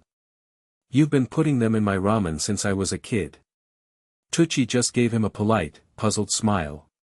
That's a funny story, Naruto, but no. Maybe you're thinking of Menma. A cold dread, completely unrelated to the arbiter's lingering psychic chill, snaked its way down Naruto's spine. It was a small thing. A stupid thing. But it was wrong. He looked at the bowls Tucci placed in front of them. They were perfect, steaming, and utterly devoid of the familiar pink and white swirls. It's gone, Milim whispered, her voice small. She remembered the first ramen Naruto had ever made for her, in the crater. The little fish cake had been the most interesting part. She had poked it with her chopsticks for a full minute before eating it. Naruto's heart hammered. He activated Sage Mode, his senses expanding, trying to find a genjutsu, a trick of the mind. But there was nothing. The world was solid, real. Tucci's memories were genuine. The delivery manifests for the shop showed no record of Narutomaki ever being ordered. In the reality of this world, the swirly fish cake he was named after had never existed. But he remembered it. And Milim remembered it. They were the only ones. That night, the second attack came. Naruto was looking through an old photo album, trying to ground himself in his own history. He found a picture of Team 7's first mission, the one to the Land of Waves. He, Sasuke, and Sakura, flanking Tazuna the bridge builder. He remembered the fight with Zabuza and Haku, a pivotal, bloody chapter of his youth. He stared at the photo. Something was off. He had a vivid memory of using a massive barrage of shadow clones to overwhelm Zabuza's water clones. But in the official mission report he pulled from a scroll, the description of the battle was different.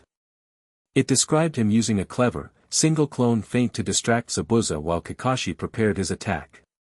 It was a more strategically sound, less Naruto version of events. "It's wrong," he murmured.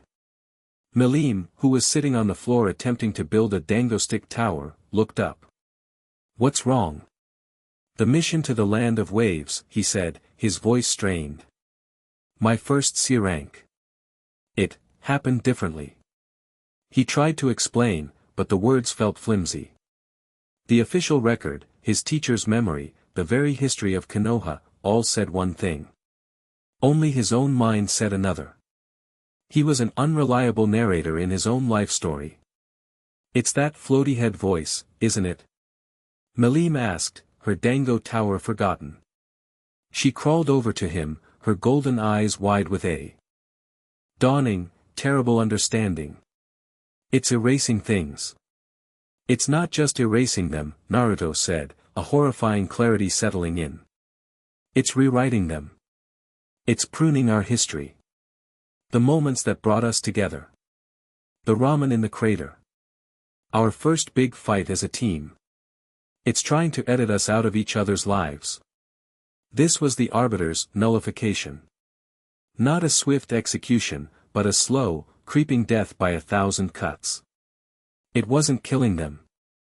It was trying to make it so their bond, their paradox, had never had a foundation to form in the first place. It was trying to unravel the thread of their shared experience until there was nothing left, leaving them as two strangers who had no reason to care for one another. A new kind of terror gripped Naruto. How could they fight an enemy that attacked the past? How could they protect a memory? The strain began to show. They became isolated, two islands in a sea of rewritten history. They would mention a shared joke, a moment from their time in Tempest, and be met with blank stares from their friends. Sakura would look at them with concern, worried they were suffering from a shared psychosis, a trauma response to the wedding day attack. Their argument started, small and sharp. "Are you sure you remember that right?" Milim would snap, after Naruto recounted a memory of their leaf control training that she recalled differently. "Of course I'm sure," he'd shoot back, his temper frayed. "Maybe you're the one who's confused." The doubt was a poison. The Arbiter wasn't just attacking their memories, it was attacking their trust in each other's minds. They were the only two people in the world who knew the truth, and they were starting to doubt if they even shared the same one. While Naruto and Milim's world was quietly unraveling, Kazuma and the Foundation were working with cold, terrifying efficiency. The alliance with Darui had borne fruit. Kumo's advanced research on chakra conductivity and energy amplification, combined with the data from Orihama's Nullblades, had allowed Kazuma's research team to make a quantum leap. They had forged a weapon. It wasn't a sword or a kunai. It was a jutsu. A complex sealing formula codenamed Damocles. It required 3 casters, a massive amount of chakra, and a direct line of sight to the target. It didn't attack the body. It didn't attack the soul. It attacked the target's conceptual signature within the framework of reality. It was a targeted erasure technique. A scalpel designed to excise a single, specific energy signature, Milim's magicules, from existence. But the weapon was only one part of the plan. A direct attack was suicide. They needed to isolate their target first. Kazuma stood before a large map of the shinobi nations in his command center. Red lines connected Konoha to the other villages. The world fears the dragon, but it loves the hero, he said to his inner circle of gray-faced, pragmatic operatives. As long as Uzumaki Naruto stands with her, we cannot act. Any move against her is a move against him. Therefore, we must separate them. We must turn the world against its own hero. The disinformation campaign began. It was subtle at first. Rumors, planted by Foundation agents in foreign taverns and border towns. Whispers that Naruto had changed since his return. That he was no longer the hero they knew. That he was under the thrall of the Demon Lord. Did you hear? The girl doesn't sleep. She just stands by his bed and watches him. My cousin in the Umbu says he saw it. They say he's not making his own decisions anymore. The Hokage tries to give him a mission, and he won't do it unless the girl approves. I heard the Otsutsuki wasn't attacking our world. It was trying to save us from her. And Naruto protected her instead. Then, the campaign escalated. The Foundation, using its deep cover network, began to stage incidents. A diplomatic convoy from the Land of Stone was found destroyed, its guards killed. The wreckage showed signs of a battle of immense power. A single, planted survivor, a Foundation agent under a deep-cover genjutsu, would be found babbling about a pink-haired girl who flew through the air and a golden-haired man who simply watched. Next, a critical supply depot for the Sand Village was vaporized. The energy signature left behind was complex, a messy blend of different chakra types. But Kazuma's agents, posing as independent analysts, would release a report. A report that showed how the unknown energy had trace elements that were a 97% match for a fusion of Ninetales chakra and the dragon's unique energy. It was all lies, fabricated data wrapped in a veneer of scientific truth. But it was believable. The world, already primed by fear and the Arbiter's cosmic warning, began to believe it. The love for Naruto didn't vanish, but it became tainted with suspicion and a terrible, heartbreaking fear. Had their hero fallen? Was he a willing partner in these acts or a brainwashed puppet? The Kage summit reconvened, and the mood was no longer just tense. It was hostile. 2 of my jonin were on that convoy, Kakashi. Kuratsuchi yelled, her projection vibrating with rage. Torn apart. We have analyzed the energy at the supply depot, Gaara said, his voice cold and heavy with disappointment. The findings are damning. Naruto, what is going on? It wasn't us. Naruto roared, his face a mask of fury and desperation. He and Milim were standing in the office again, but this time they weren't a team.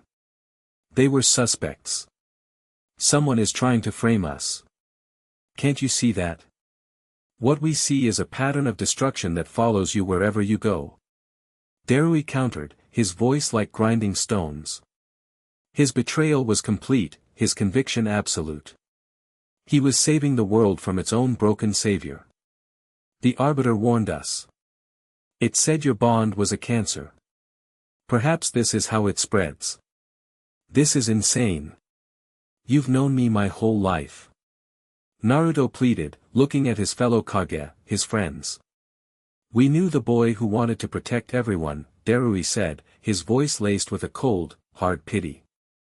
We don't know the man who is willing to risk the world for one person.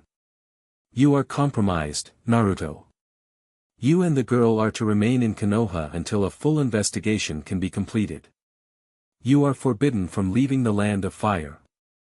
That is the united decision of the 4 Kage. The projections vanished, leaving Naruto and Kakashi in a stunned, ringing silence. They're turning on me, Naruto whispered, his voice hollow with disbelief. My own friends. Kakashi looked at him, his expression one of profound sadness. They're scared, Naruto. And someone is expertly stoking those fears. That night, the final blow fell. Sasuke appeared in Naruto's apartment, not through the door, but in a swirl of space that signified the urgency of his arrival. His face was harder and colder than Naruto had ever seen it. What is it?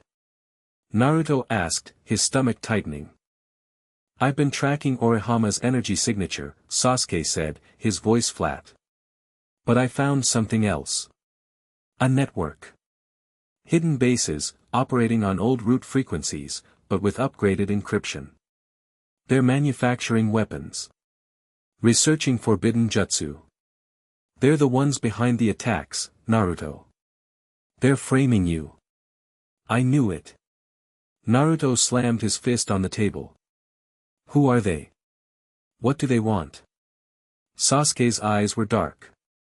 I don't know who the new leader is. But the ideology, the methods, it's Danzo's will, reborn. A new foundation. And their goal is to eliminate threats to Konoha. It seems they've decided that the biggest threat is Milim. He paused. And you. Before Naruto could even process this, Sasuke held out a scroll. I intercepted this communication. It was headed for the wreckage. Naruto took the scroll. He opened it. It was a detailed tactical plan. A plan for a full-scale invasion. Not of Konoha, but on Konoha. A coalition force, led by Kyumo and IWA shinobi, armed with experimental chakra-disrupting weapons. Their objective, stated in cold, black ink, capture the asset, Dragon. Neutralize the rogue Jinchuriki Uzumaki Naruto if he resists. The scroll detailed how the Foundation would disable Konoha's outer defenses from within, creating a path for the invasion force. It was a pincer movement. A betrayal from the outside, and a coup from within. The date for the attack was set for 3 days from now. During the Festival of the Reborn Leaf, a celebration of the village's recovery from Pain's assault. A day the village would be at its most open, its most vulnerable. Naruto's hands trembled, crushing the scroll. It was all happening at once. The Arbiter was erasing his past. The Foundation was destroying his present. And the allied shinobi forces, his friends, were coming to obliterate his future. He was being cornered. By everyone. He looked up, and his eyes met Milim's. She had been quiet through all of this, watching him with an unnerving stillness. The playful girl was gone. In her place was the ancient demon lord, the destroyer, who had seen civilizations rise and fall. She understood betrayal. She understood war. So, she said, her voice devoid of its usual cheer, a cold, hard edge to it. Your precious people, they want to kill us. Naruto looked at the crumpled scroll, at the evidence of his friend's betrayal, at the specter of a new, shadowy enemy rising from the ashes of the old. He felt the weight of the entire world turning against him. The old Naruto would have screamed, would have raged, would have run to the Raikage's office and demanded an explanation. But he was not the old Naruto. He slowly uncrumpled the scroll, his face settling into a mask of cold, terrifying calm. The hurt was there, deep and profound, but it was being channeled, compressed into a diamond-hard point of resolve. Yeah, he said, his voice dangerously quiet. They do. He looked at Milim, and in his blue eyes, she saw no fear. No despair. Only a decision. Let them come. Chapter 9, The Siege of Paradox. The Festival of the Reborn Leaf dawned under a sky the color of a fresh bruise. Konoha, defiant in the face of the Arbiter's silent threat and oblivious to the army gathering just beyond its borders, was a riot of color and life. Paper lanterns swayed in the breeze, the scent of grilled squid and sweet takoyaki filled the air, and the sound of laughter echoed through the streets. It was a celebration of resilience, a testament to the village's unbreakable will to endure. And it was the perfect cover for a war. Naruto stood on the flat crest of the Hokage monument, looking down at his home. He wasn't wearing his usual flak jacket or the formal kimono from his wedding. He was dressed in a simple, unadorned black uniform, the sleeves rolled up to his elbows. The only color was the faint, golden shimmer of the Ninetales chakra, already humming just beneath his skin, waiting. Milim stood beside him, a mirror of his stillness. She had traded her dresses and kimonos for a practical, dark battle outfit Rimuru's weavers had designed for her, form-fitting, flexible, and utterly intimidating. Her pink hair was tied back in a single, severe ponytail. The usual carefree spark in her golden eyes was gone, replaced by the cold, ancient light of a star about to go nova. They looked less like a married couple and more like two monarchs surveying their kingdom on the eve of a cataclysm. "They're here," she said, her voice a low murmur. She didn't need to sense them. She could feel the tectonic weight of a waiting army pressing against the world's fabric. "I know," Naruto replied. He closed his eyes, his own sage-mode senses spreading out like a net, tasting the world. He felt the familiar chakra signatures of thousands of shinobi from Kyumo and Iwa, hidden in the forests miles beyond the village walls, their killing intent a low, buzzing hum. He felt the colder, more disciplined signatures of the Foundation's elite, already moving into position within the village, their presence like scalpels hidden in the cheerful crowd. And he felt something else. A thinness in the air. A subtle, high-pitched whine at the edge of hearing. The Arbiter was watching. The stage was set for its rectification. Down in the streets, Kakashi, in full Hokage regalia, moved through the crowd, a seemingly carefree smile on his face as he greeted villagers. But his one visible eye was scanning everything, his mind connected via a secure channel to Shikamaru, who was hidden in a command bunker with the remnants of Konoha's loyal intelligence division. "The perimeter seals are failing," Ino Yamanaka's tense voice reported in Shikamaru's mind. "Not all at once, but in sequence. Section 7 Beta is down. Now 12 Gamma. It's a cascade failure. Someone is deactivating them from the inside. It's a clean path, leading straight from the north. It's the Foundation," Shikamaru murmured, his eyes fixed on a map where red lights were blinking out one by one. "They're rolling out the red carpet. What a drag." He took a deep breath. "Tell Naruto. It's time." On the monument, Naruto's eyes snapped open. "They're disabling the barriers." He looked at Milim. "You remember the plan? Protect Konoha. Don't kill anyone. Break their toys. Break their legs. Make them sorry they were ever born," she recited, cracking her knuckles. A savage, terrifying grin finally returned to her face. "It's the best plan ever." He couldn't help but smile back, a flash of warmth in the cold calm. "Good. Sasuke is handling their leadership. Kakashi and Shikamaru are coordinating the defense. Our job is the messy part." He looked out at the northern forests. "You take the army." She blinked. "All of them? By myself?" "They're a distraction," he said, his gaze turning upwards, towards the sky, where the air was beginning to shimmer. "My fight isn't with them." A sound ripped through the sky, a noise like tearing silk amplified a million times. The bruised heavens split open. It wasn't a clean portal like the one to Tempest or Orihama's dimensional tear. This was a violent, chaotic wound in reality.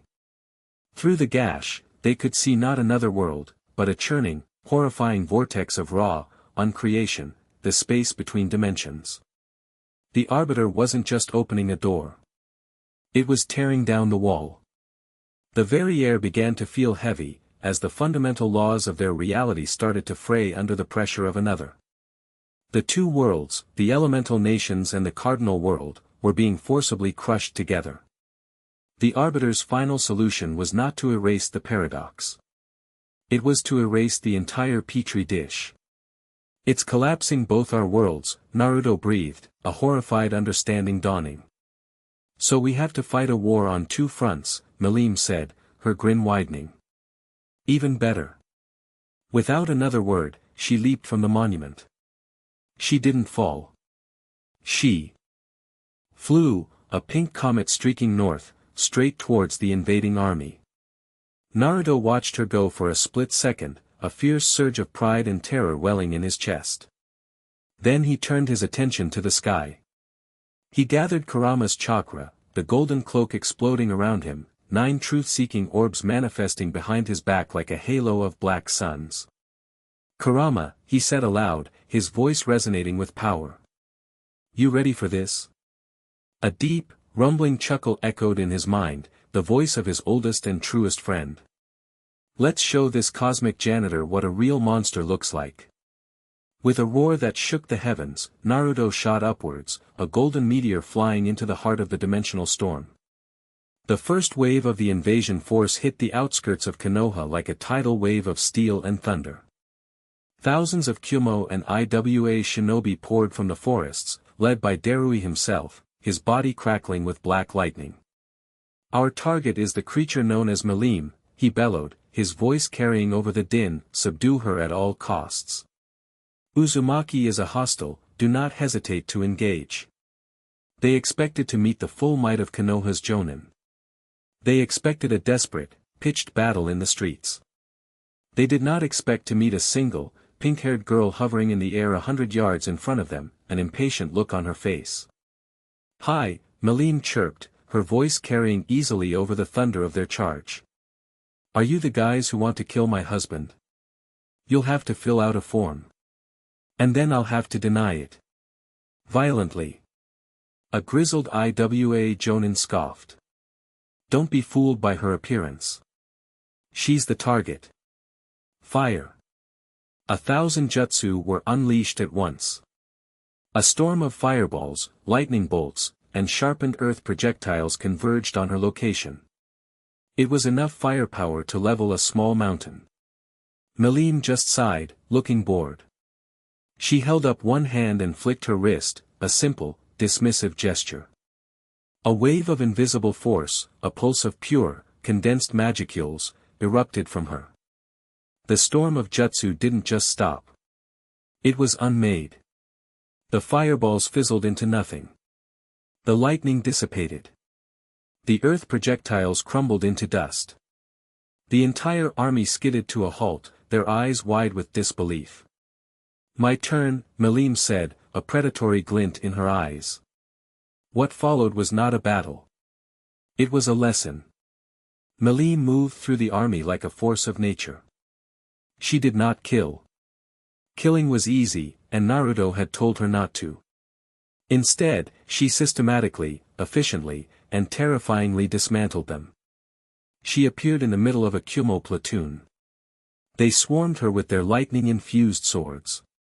She just stood there, letting the blades clang harmlessly against an invisible barrier around her skin. When they were all gathered close, she clapped her hands together. A concussive blast of pure kinetic force, with no heat or shrapnel, sent the entire platoon flying, their bodies ragdolling through the air before crashing into the trees, unconscious but alive.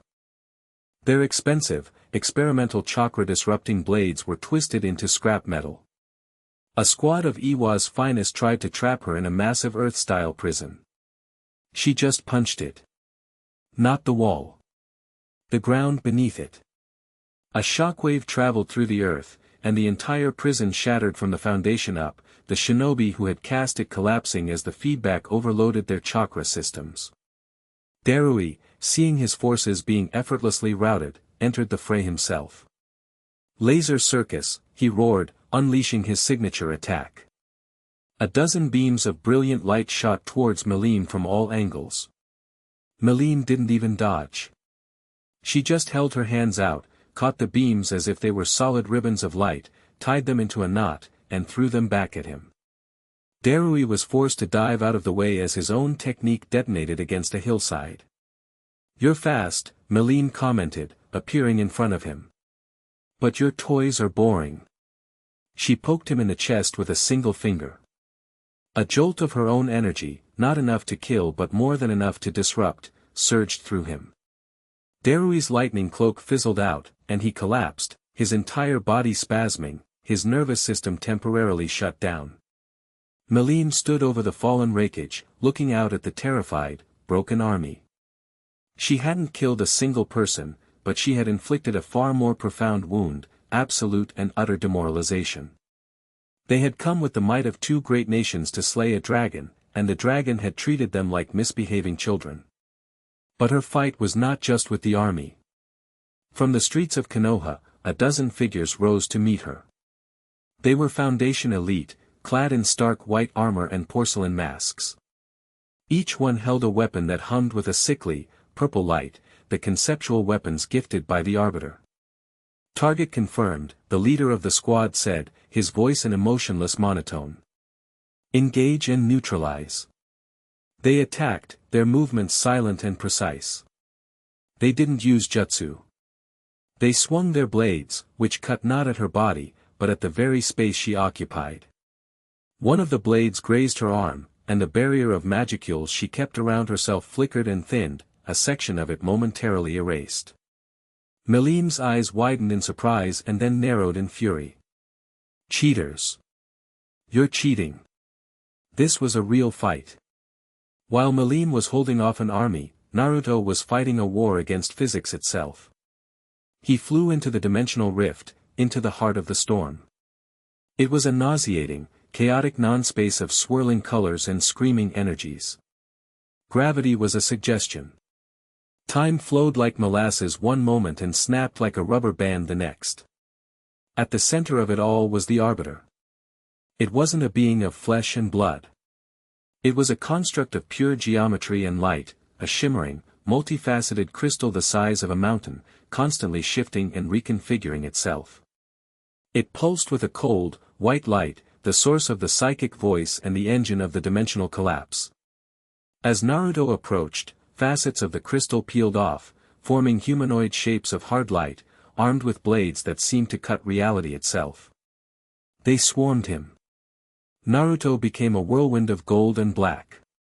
His truth-seeking orbs morphed into shields, blocking the reality-cutting blades.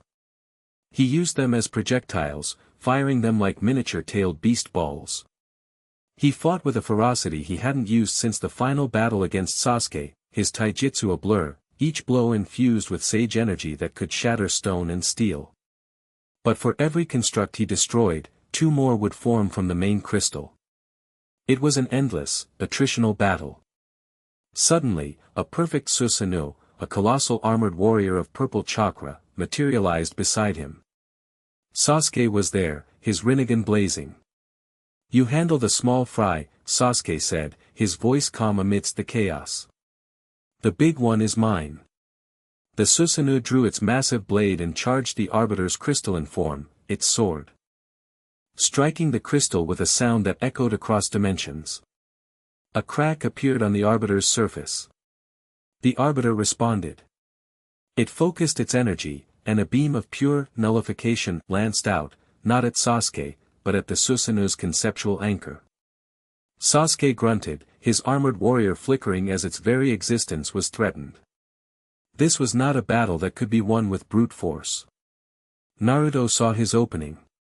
While Sasuke's Susanoo was a massive, divine target, drawing the Arbiter's direct fire, Naruto slipped past the remaining constructs.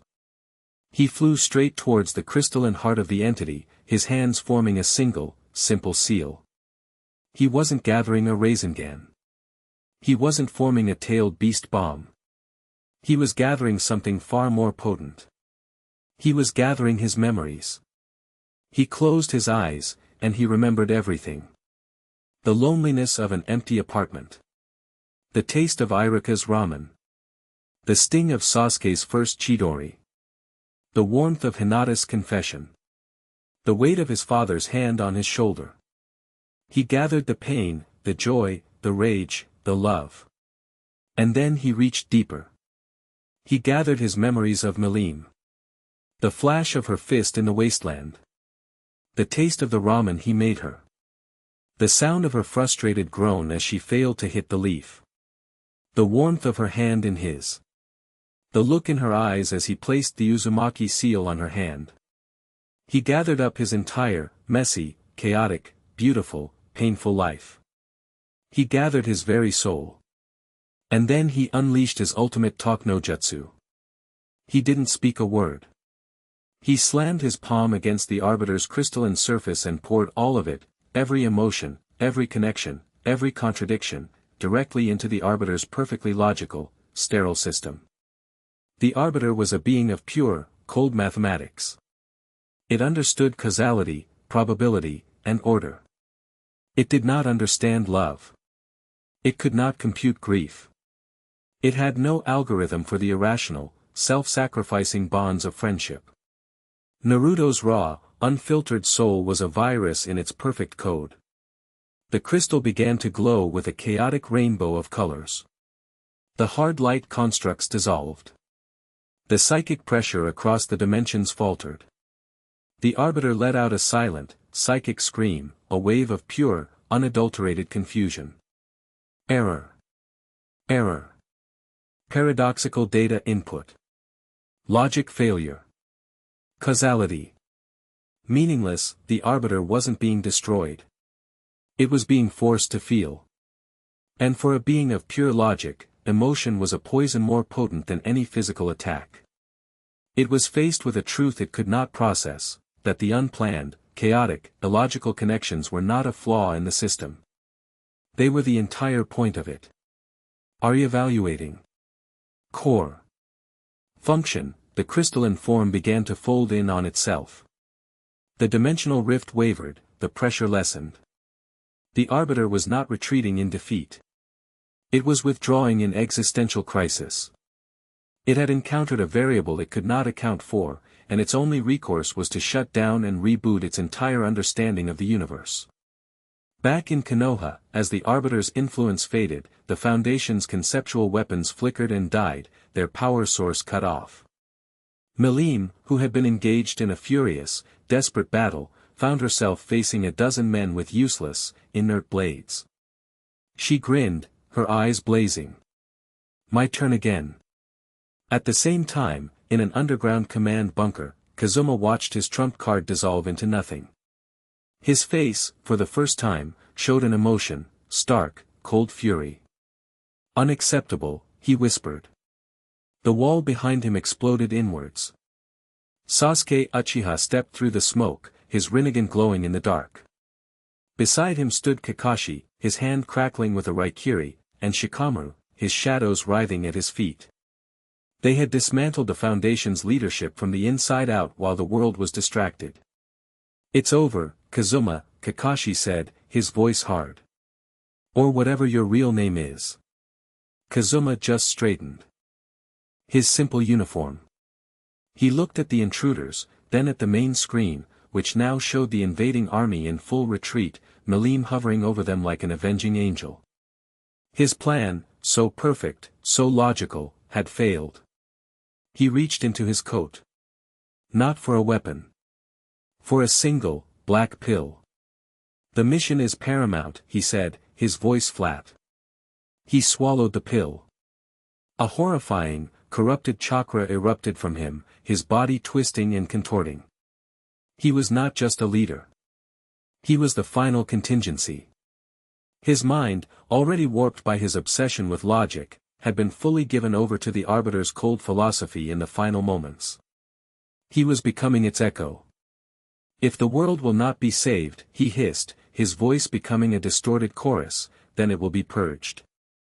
The final battle for Konoha's soul was about to begin, not on an open field, but in the dark, cramped heart of its own shadow. Chapter 10, The Maelstrom and the New Dawn. The bunker, once a sanctuary of cold logic and sterile plans, became a tomb of roaring shadows and crackling lightning. Kazuma, or what was left of him, was no longer a man.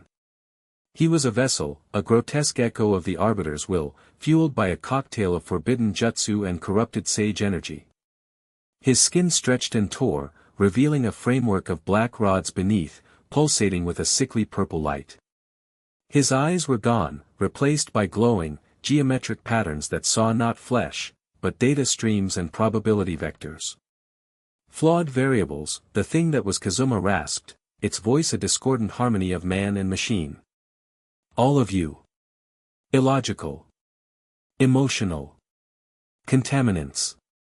Sasuke didn't waste time on words. His Susanoo ribcage erupted around him, a skeletal hand swiping at the corrupted figure. Kazuma moved with an unnatural, glitching speed, phasing through the attack like a ghost.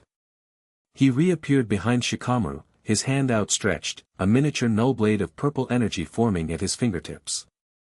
Strategic threat, Nara Shikamaru. Probability of tactical outmaneuver, 89%. Nullification recommended. Shadows erupted from the floor, dozens of sharp, solid tendrils wrapping around Kazuma's arm, stopping the blow inches from Shikamaru's neck. You talk too much, the Nara genius grunted, sweat beading on his forehead as he strained to hold the monster back. Kakashi blurred into motion, his Raikiri a piercing scream of lightning, aimed at Kazuma's core. He's not a person anymore. Don't hold back. The battle was a claustrophobic, brutal affair. Kazuma was a nightmare of a foe. He had the strategic intellect of a supercomputer, the physical resilience of a curse-marked juggernaut, and a host of bizarre, reality-bending techniques derived from the Arbiter's power. He would phase through walls, fire beams of concussive data that attacked the mind rather than the body, and predict their moves with chilling accuracy. It was a perfect storm of Konoha's past and present threats, the cold logic of Danzo, the corrupted power of Orochimaru's experiments, and the alien wrongness of the Otsutsuki, all wrapped into one. But he was facing three of Konoha's sharpest minds. Kakashi, the copy ninja, adapted on the fly, his Sharingan analyzing and dissecting Kazuma's impossible movements. Shikamaru, the master strategist, turned the bunker itself into a weapon, using his shadows to manipulate the environment, creating traps and diversions. And Sasuke, the powerhouse, was the relentless, unstoppable spearhead, his Rinnegan a direct counter to Kazuma's spatial warping, forcing him into physical confrontations he couldn't win. Your efforts are statistically insignificant. Kazuma shrieked, as Sasuke's Chidori-laced sword finally scored a deep gash across his chest, drawing not blood, but purple light. The Arbiter will return. The paradox will be cleansed. Order will be restored.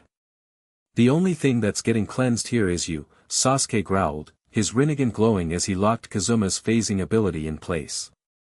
Kakashi and Shikamaru saw the opening. Now. Shikamaru's shadow.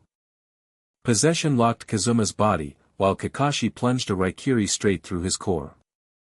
The corrupted energy howled, fighting back, but Sasuke was there, wrapping a hand around Kazuma's head.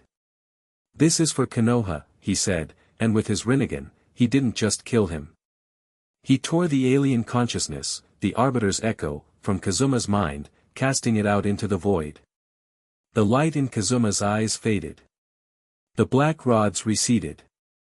The body, just a man once more, slumped to the floor, his mind shattered, his features frozen in a rictus of silent, logical horror.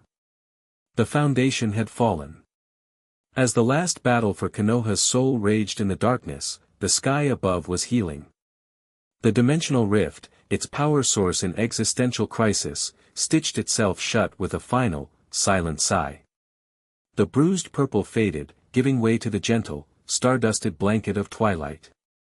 Naruto floated in the quiet air, his golden cloak dimming, the Nine-Tails chakra receding into a low, warm hum. He was exhausted, his very soul feeling frayed and worn from the psychic battle. But he was victorious. He looked down.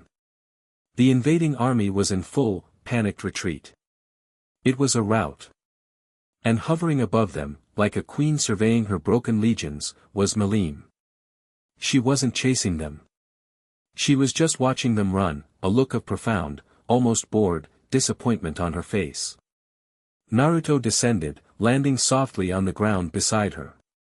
The remnants of the Foundation's elite troops lay scattered around them, groaning and unconscious, their special weapons now just useless pieces of metal.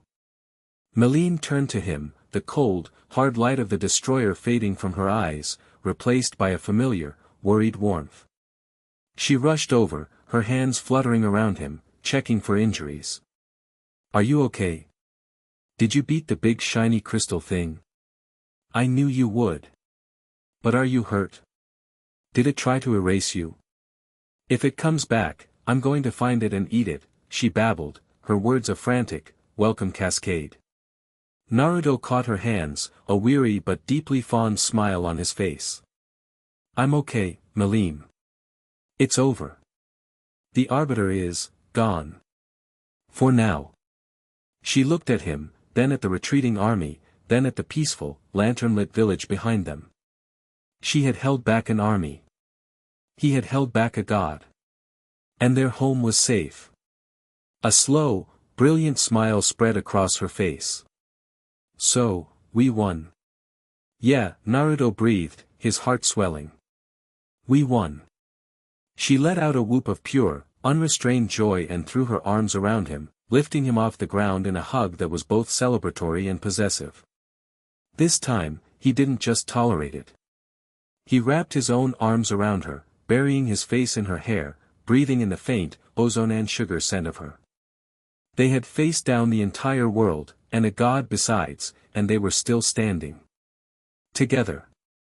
The aftermath was a quiet, messy affair. The invading shinobi were rounded up, disarmed, and held in a temporary camp outside the village.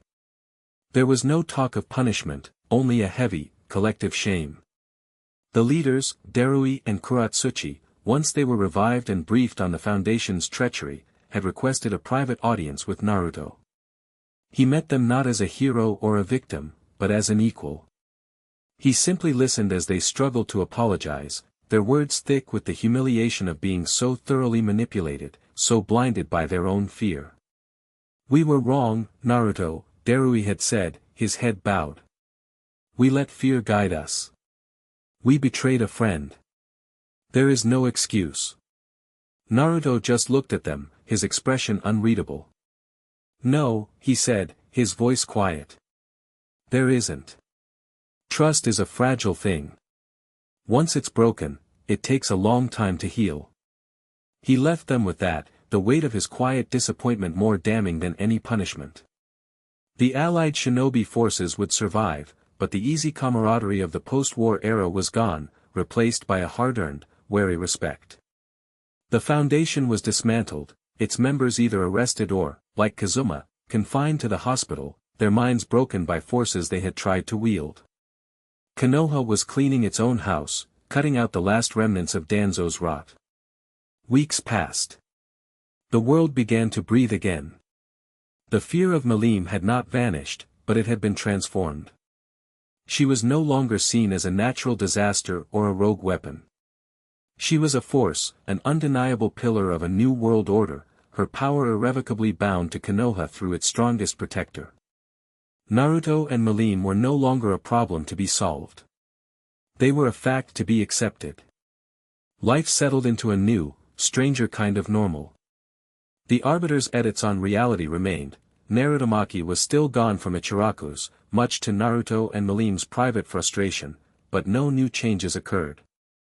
The shared memories that the Arbiter had failed to erase became their own secret history, a private language that bound them closer than any public vow.